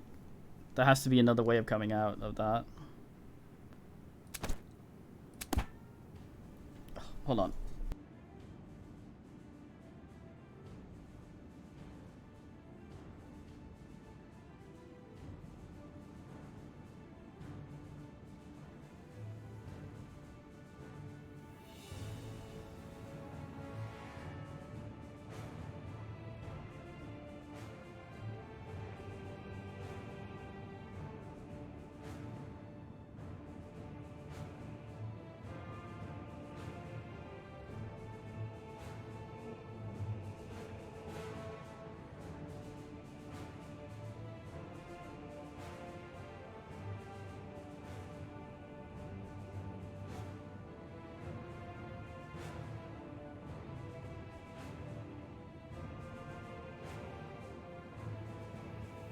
Could be, could be. Okay. Campaign or free game? Who knows? Complete Spain's campaign first. Ass. We wanna go the Netherlands.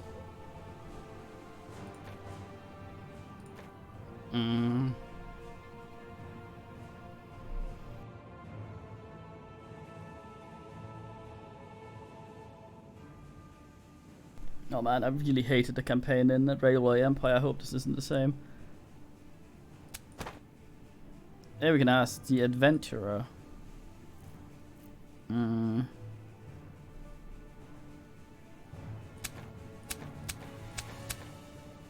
Yes. No, I want a barrel.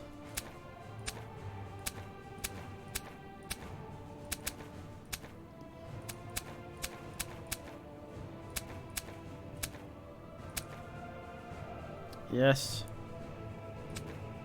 Does not require trade license. Oh boy, boy. The merchant. As much fame points. The Buccaneer.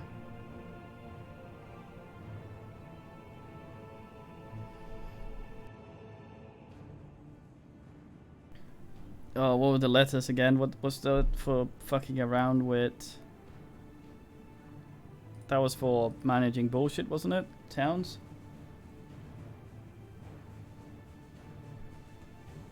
Yeah, I think so as well with pirates.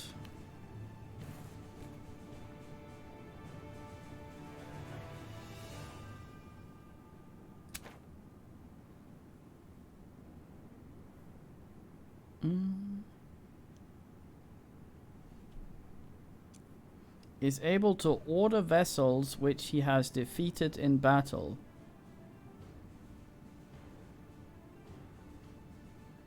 What? Will he be able to...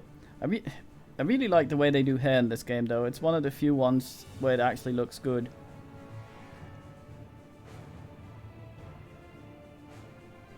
Maybe. I mean, that's what I think it means.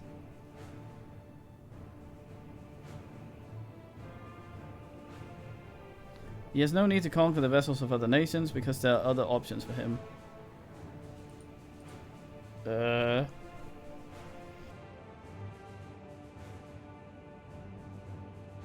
I'm certainly not a fucking wizard.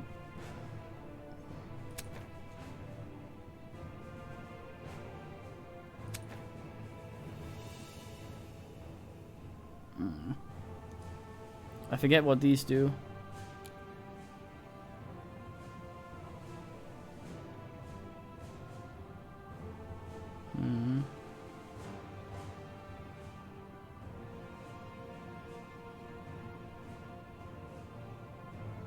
Were they for privateering? Weren't they the ones that you could ask for being allowed to administer a town or something?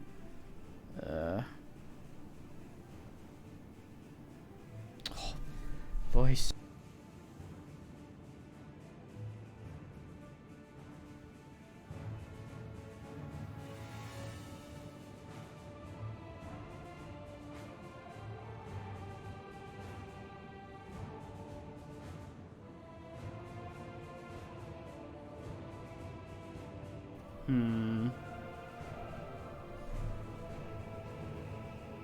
Yeah,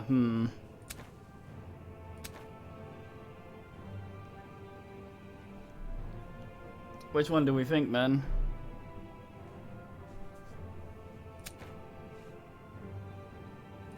I'm thinking either the Buccaneer or... Well, I don't know.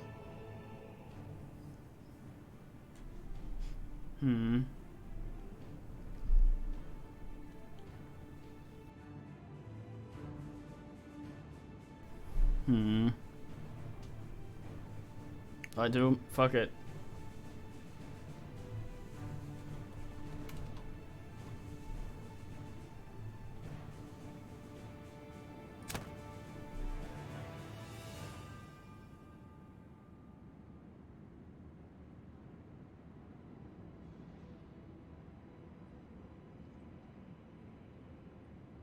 By the end of the 16th century, the empire of the Spanish crown Goodbye, was volume. so large that the sun never set on it.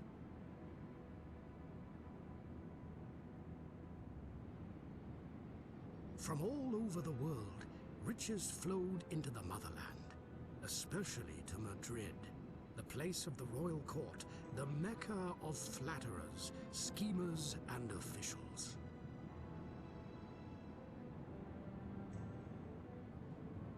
Yeah, you do them in order. Anyone blessed with title or wealth found a safe and comfortable life here. For those who were not blessed with this, there is above all a way out: the Spanish Caribbean colonies, from which the wealth of South and Central America is shipped across the Atlantic.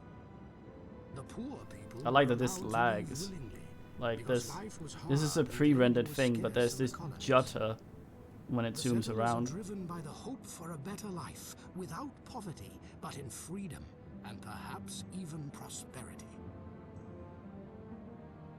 But even the great rulers of Europe look eager to the Spanish colonies. Their fabulous riches promise something no monarch can resist: power.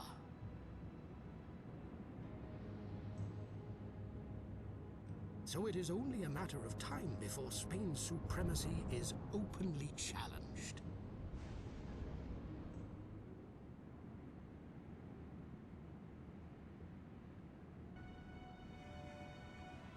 Greetings in the name of... Let's just ask this up immediately. Videos there. Boys, for fuck's sake. Kitty. Just launch the royalty into space. Boys, kitty, for fuck's sake. Okay, so if this is from the same people as Railway Empire, we're not gonna immediately assume the campaign is gonna be just as stressful and shit. But let's see. We might, however, hop to free game soon. God, and as representative of the Holy Crown of Spain. Heaven sends you, for the area to be colonized is vast, and the development is a true test of our humility and devotion before God, and our intelligence, of course. Due to the large expansion of our colony, the supply situation is not equally good everywhere. Some towns find it difficult to secure their demand because of the distances to production sites, but also because of the lack of necessary production, labor, and building materials. Your first task will be to ensure the supply of basic commodities for daily needs in your home region. Details can be found on your task list. May the blessing of God rest upon you.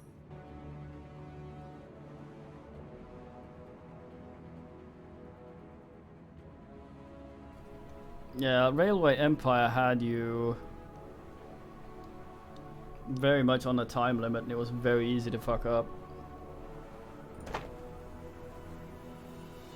Have trading licenses in 5 towns, currently 105. I wonder if we picked a lady that doesn't require a trading license, we'd still have to buy them. Or if the button would just not be there, and we wouldn't be able to complete this.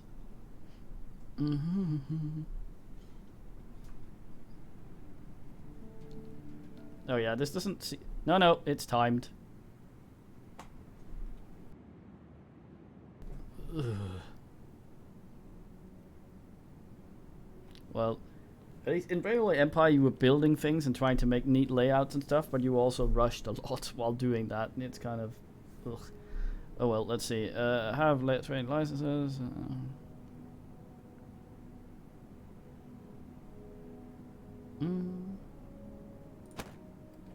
Right, at least I can pause this shit. So let's see here. We're in the Seavile. Is there a button for me to see? No. Do I have to go into trade? There has to be a button to show the wind overlay without having to go through No.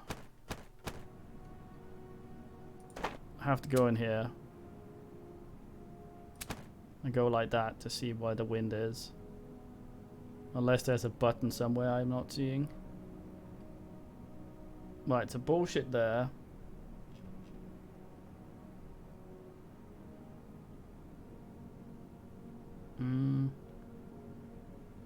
So asking a...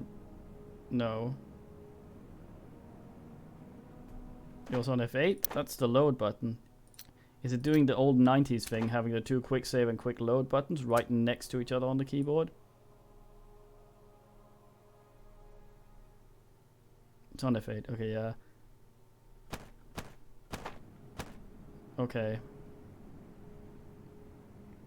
Right, so I'm assuming if the game has the brain, unladen ships will travel faster. So getting stuff from over here and selling it downwind is probably the smart thing to do here. Oog. Okay. Let's see. How many boats do we have? 3. The Grumbler. 2 boats. 2 Bay Rocks.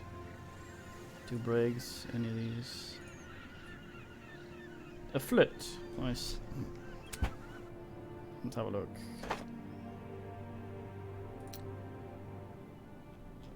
We don't... A flute. Right, what do we make here? Fruit and rum. Okay, so that was rum.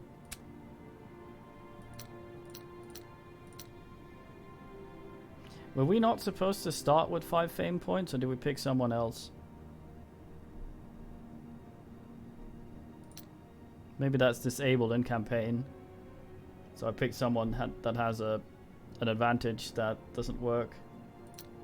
Okay, banana, rum, and we're not making beer. It's restricted, fantastic, because there's no grain. Is that what we're talking about? Yeah, it's no grain, so that needs grain. Tobacco, how about that? Makes grain. Right, we need to get grain from there to there.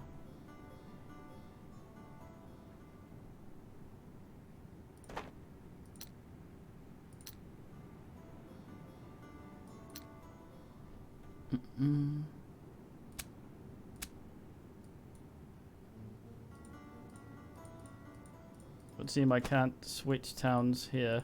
Oh, fucking ass. Okay, so we go in here, see what they have. And then to switch to another town, we have to either click up here and hope we remember on the map where it is, or close the entire thing. Can't even click on the things down here to hop over to the next. That's not great. Okay. Cotton stuff, right, so.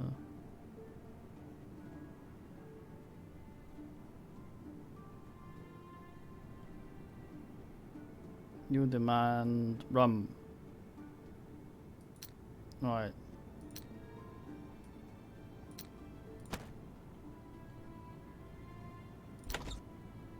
Napoleon.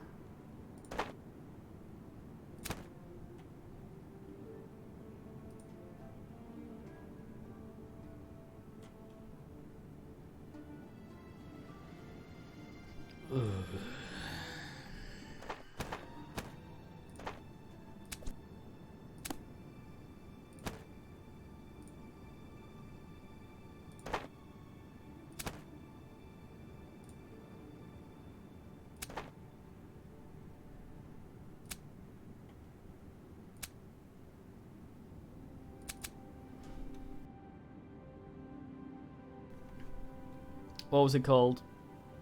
Railway Empire had an absolutely stupid way of setting this stuff up as well. It made it so awkward. Right, so you make cotton and tobacco. Tobacco is fuckinated because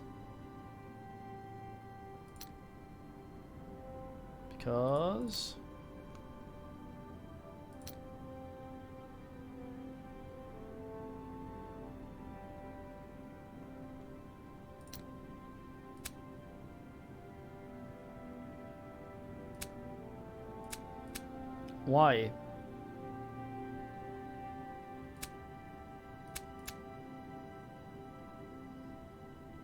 Why is it restricted?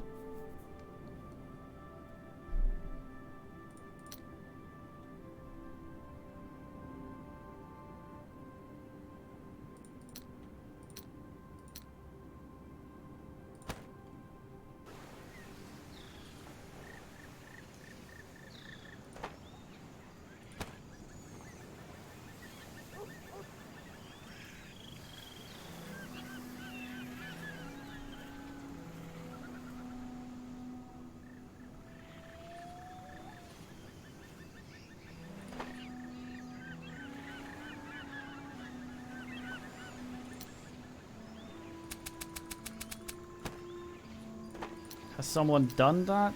Turned it off, or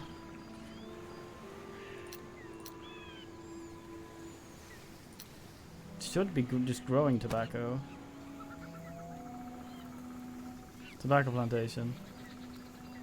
Yeah, it should be fine.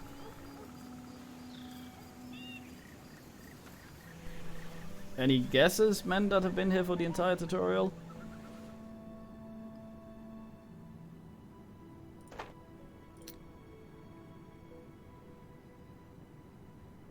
Also restricted, but that makes sense because it needs...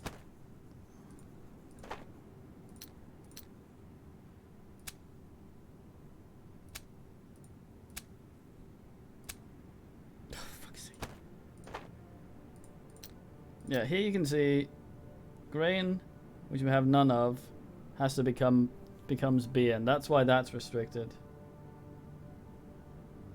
I shouldn't need a license for a town to produce a good. They should be doing that on their own. Yeah, it's the production that's restricted, not... Maybe it's because they need basic shit or something? So they don't function?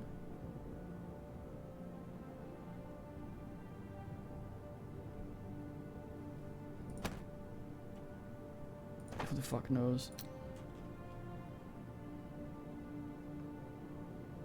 Wait, what? Oh, right. Rope, hemp, meat, thingy.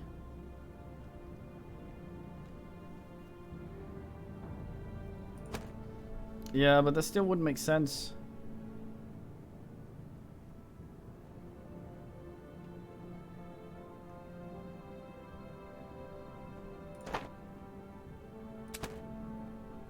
Hold on.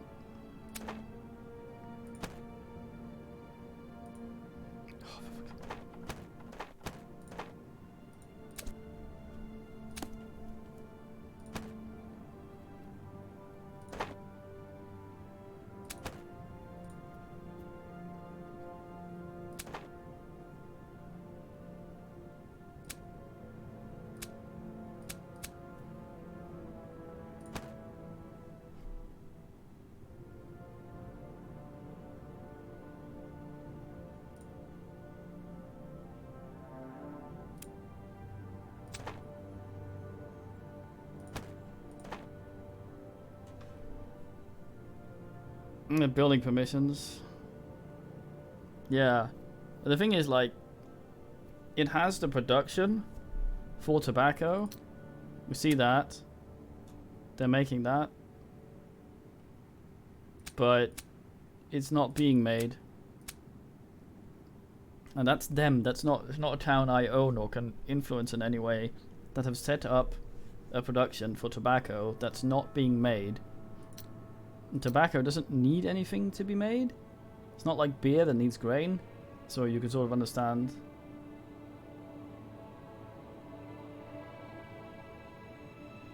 Yeah, but it's restricted. Like, this is the maximum production, and this is how much is currently happening.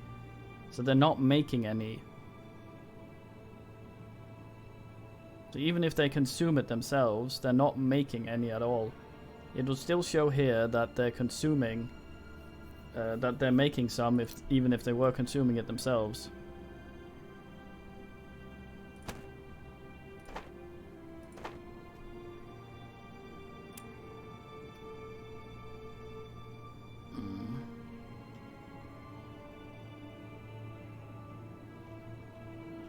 Maybe the warehouse is full.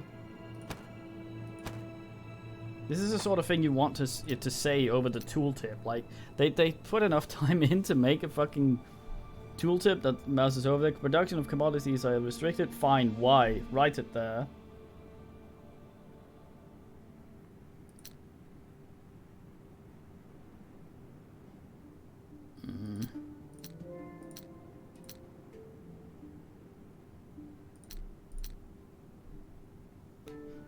The question is how the fuck the warehouse actually works. Like, how...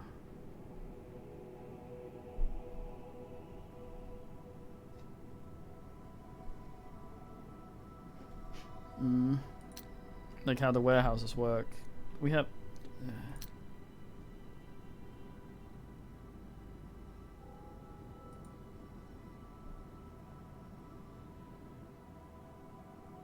I guess each warehouse, maybe Cybert, but that would be weird. So town square is how much stuff there is. This is how much they have. So is there a unique warehouse cap on each thing, and it's not...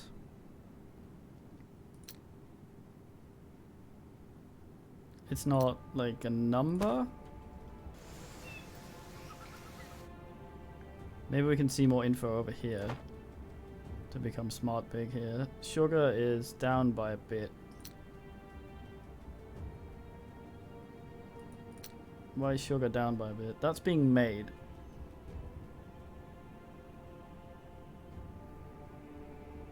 Sugar is not being made. Why?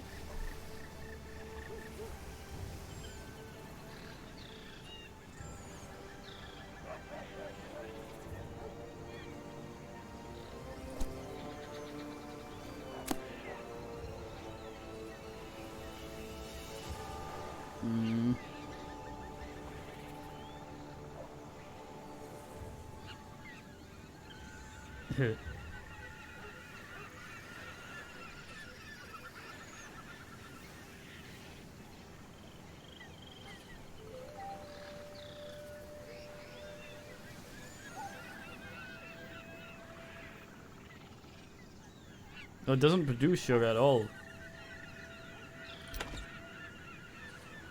Fuck.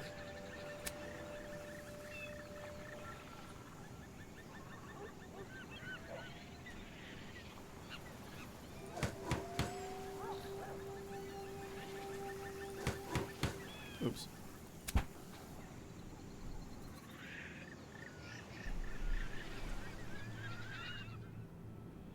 Maybe they have cigar factory. No, that's just tobacco, isn't it?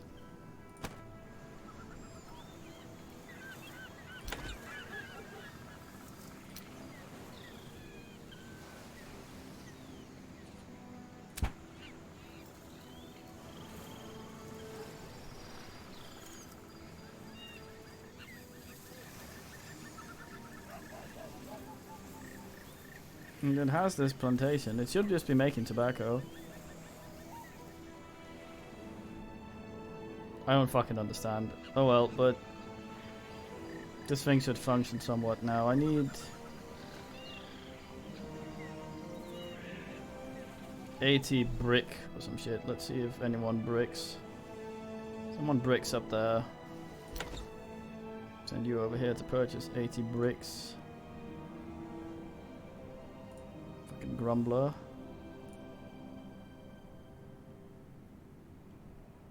The hell? Oh.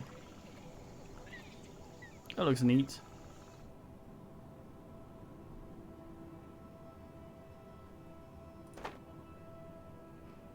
Hmm.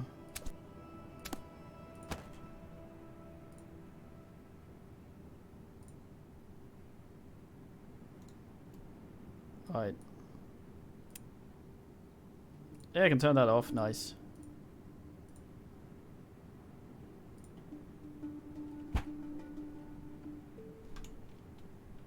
Mm-hmm.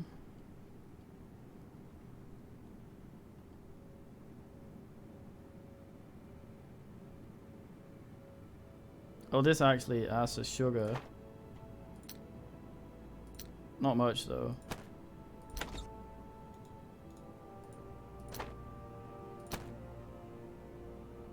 May God protect you and the king.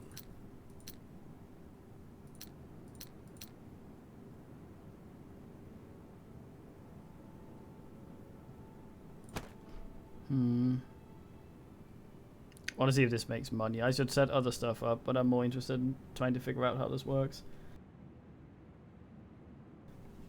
Right now I'm a little confused.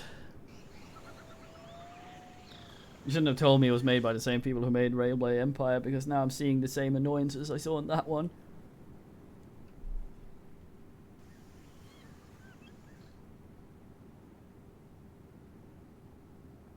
That's meat. They want meat down here, don't they?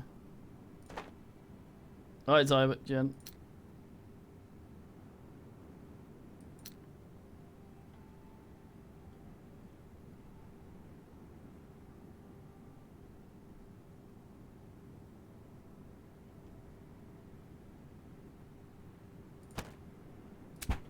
Meat and an ass. Good man. In that case, I send you to bed thinking of Gladiator. Gladiator.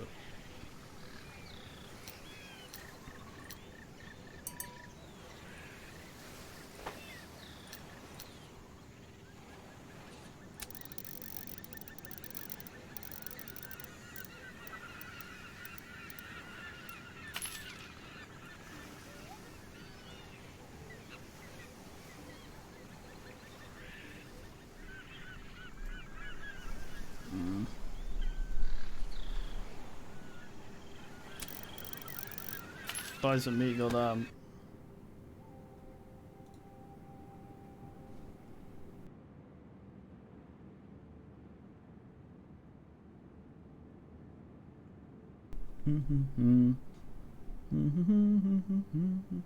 Oh, I have cake. This will please me. There was an overview of something, I think.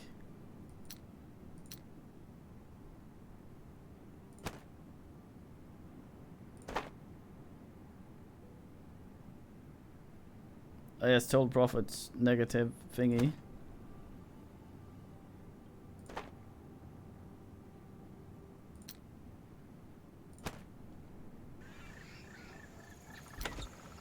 Marius.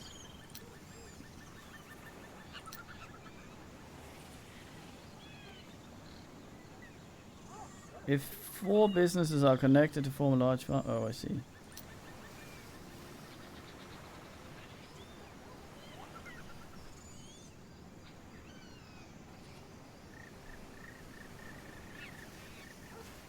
They want to be constructed once in the town center. The fuck? So it can't be that's wrong up there.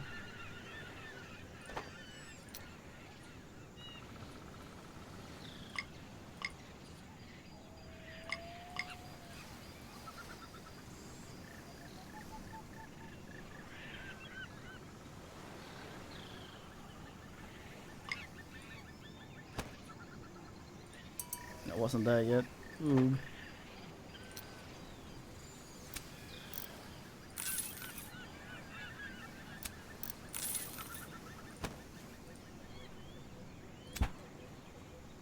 So this should be built now. Why are they missing? Why is 80 missing? No, they're building it. Yes. Look at these little guys.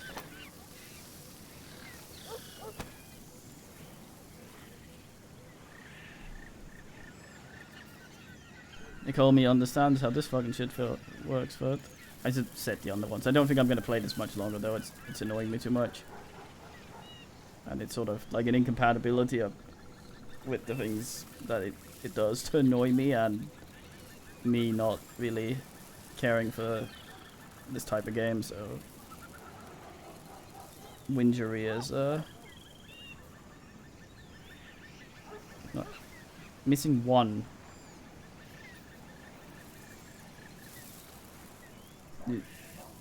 What?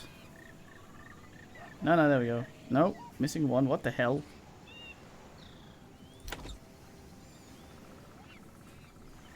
I bought 80, didn't I? Not 79. Did some other fuckhead use it for something?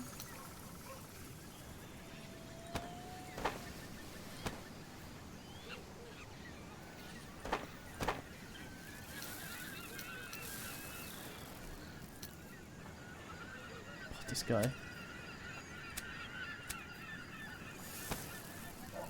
I could swear I bought 80.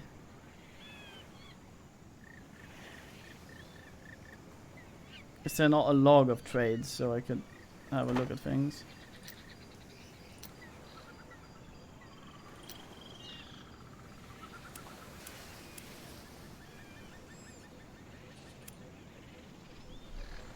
No. Not that I can see anyway. I'm too annoyed. Play something else? I'll eat some cake and be back. But yeah. It might just be me being a bit impatient with things, but that definitely angered me in the same way the thing does, because I want to enjoy this sort of thing, but I guess not. Anyway, I'll be back at some point. That doesn't seem like there's anyone for the thingy. Oh, that's a good question. I don't actually remember yesterday's poll. I could slap one up if people are so inclined.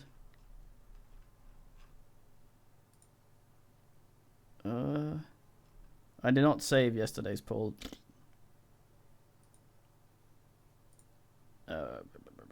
Anyway, chip in on Discord. I'll be back in a bit. TTYL for now.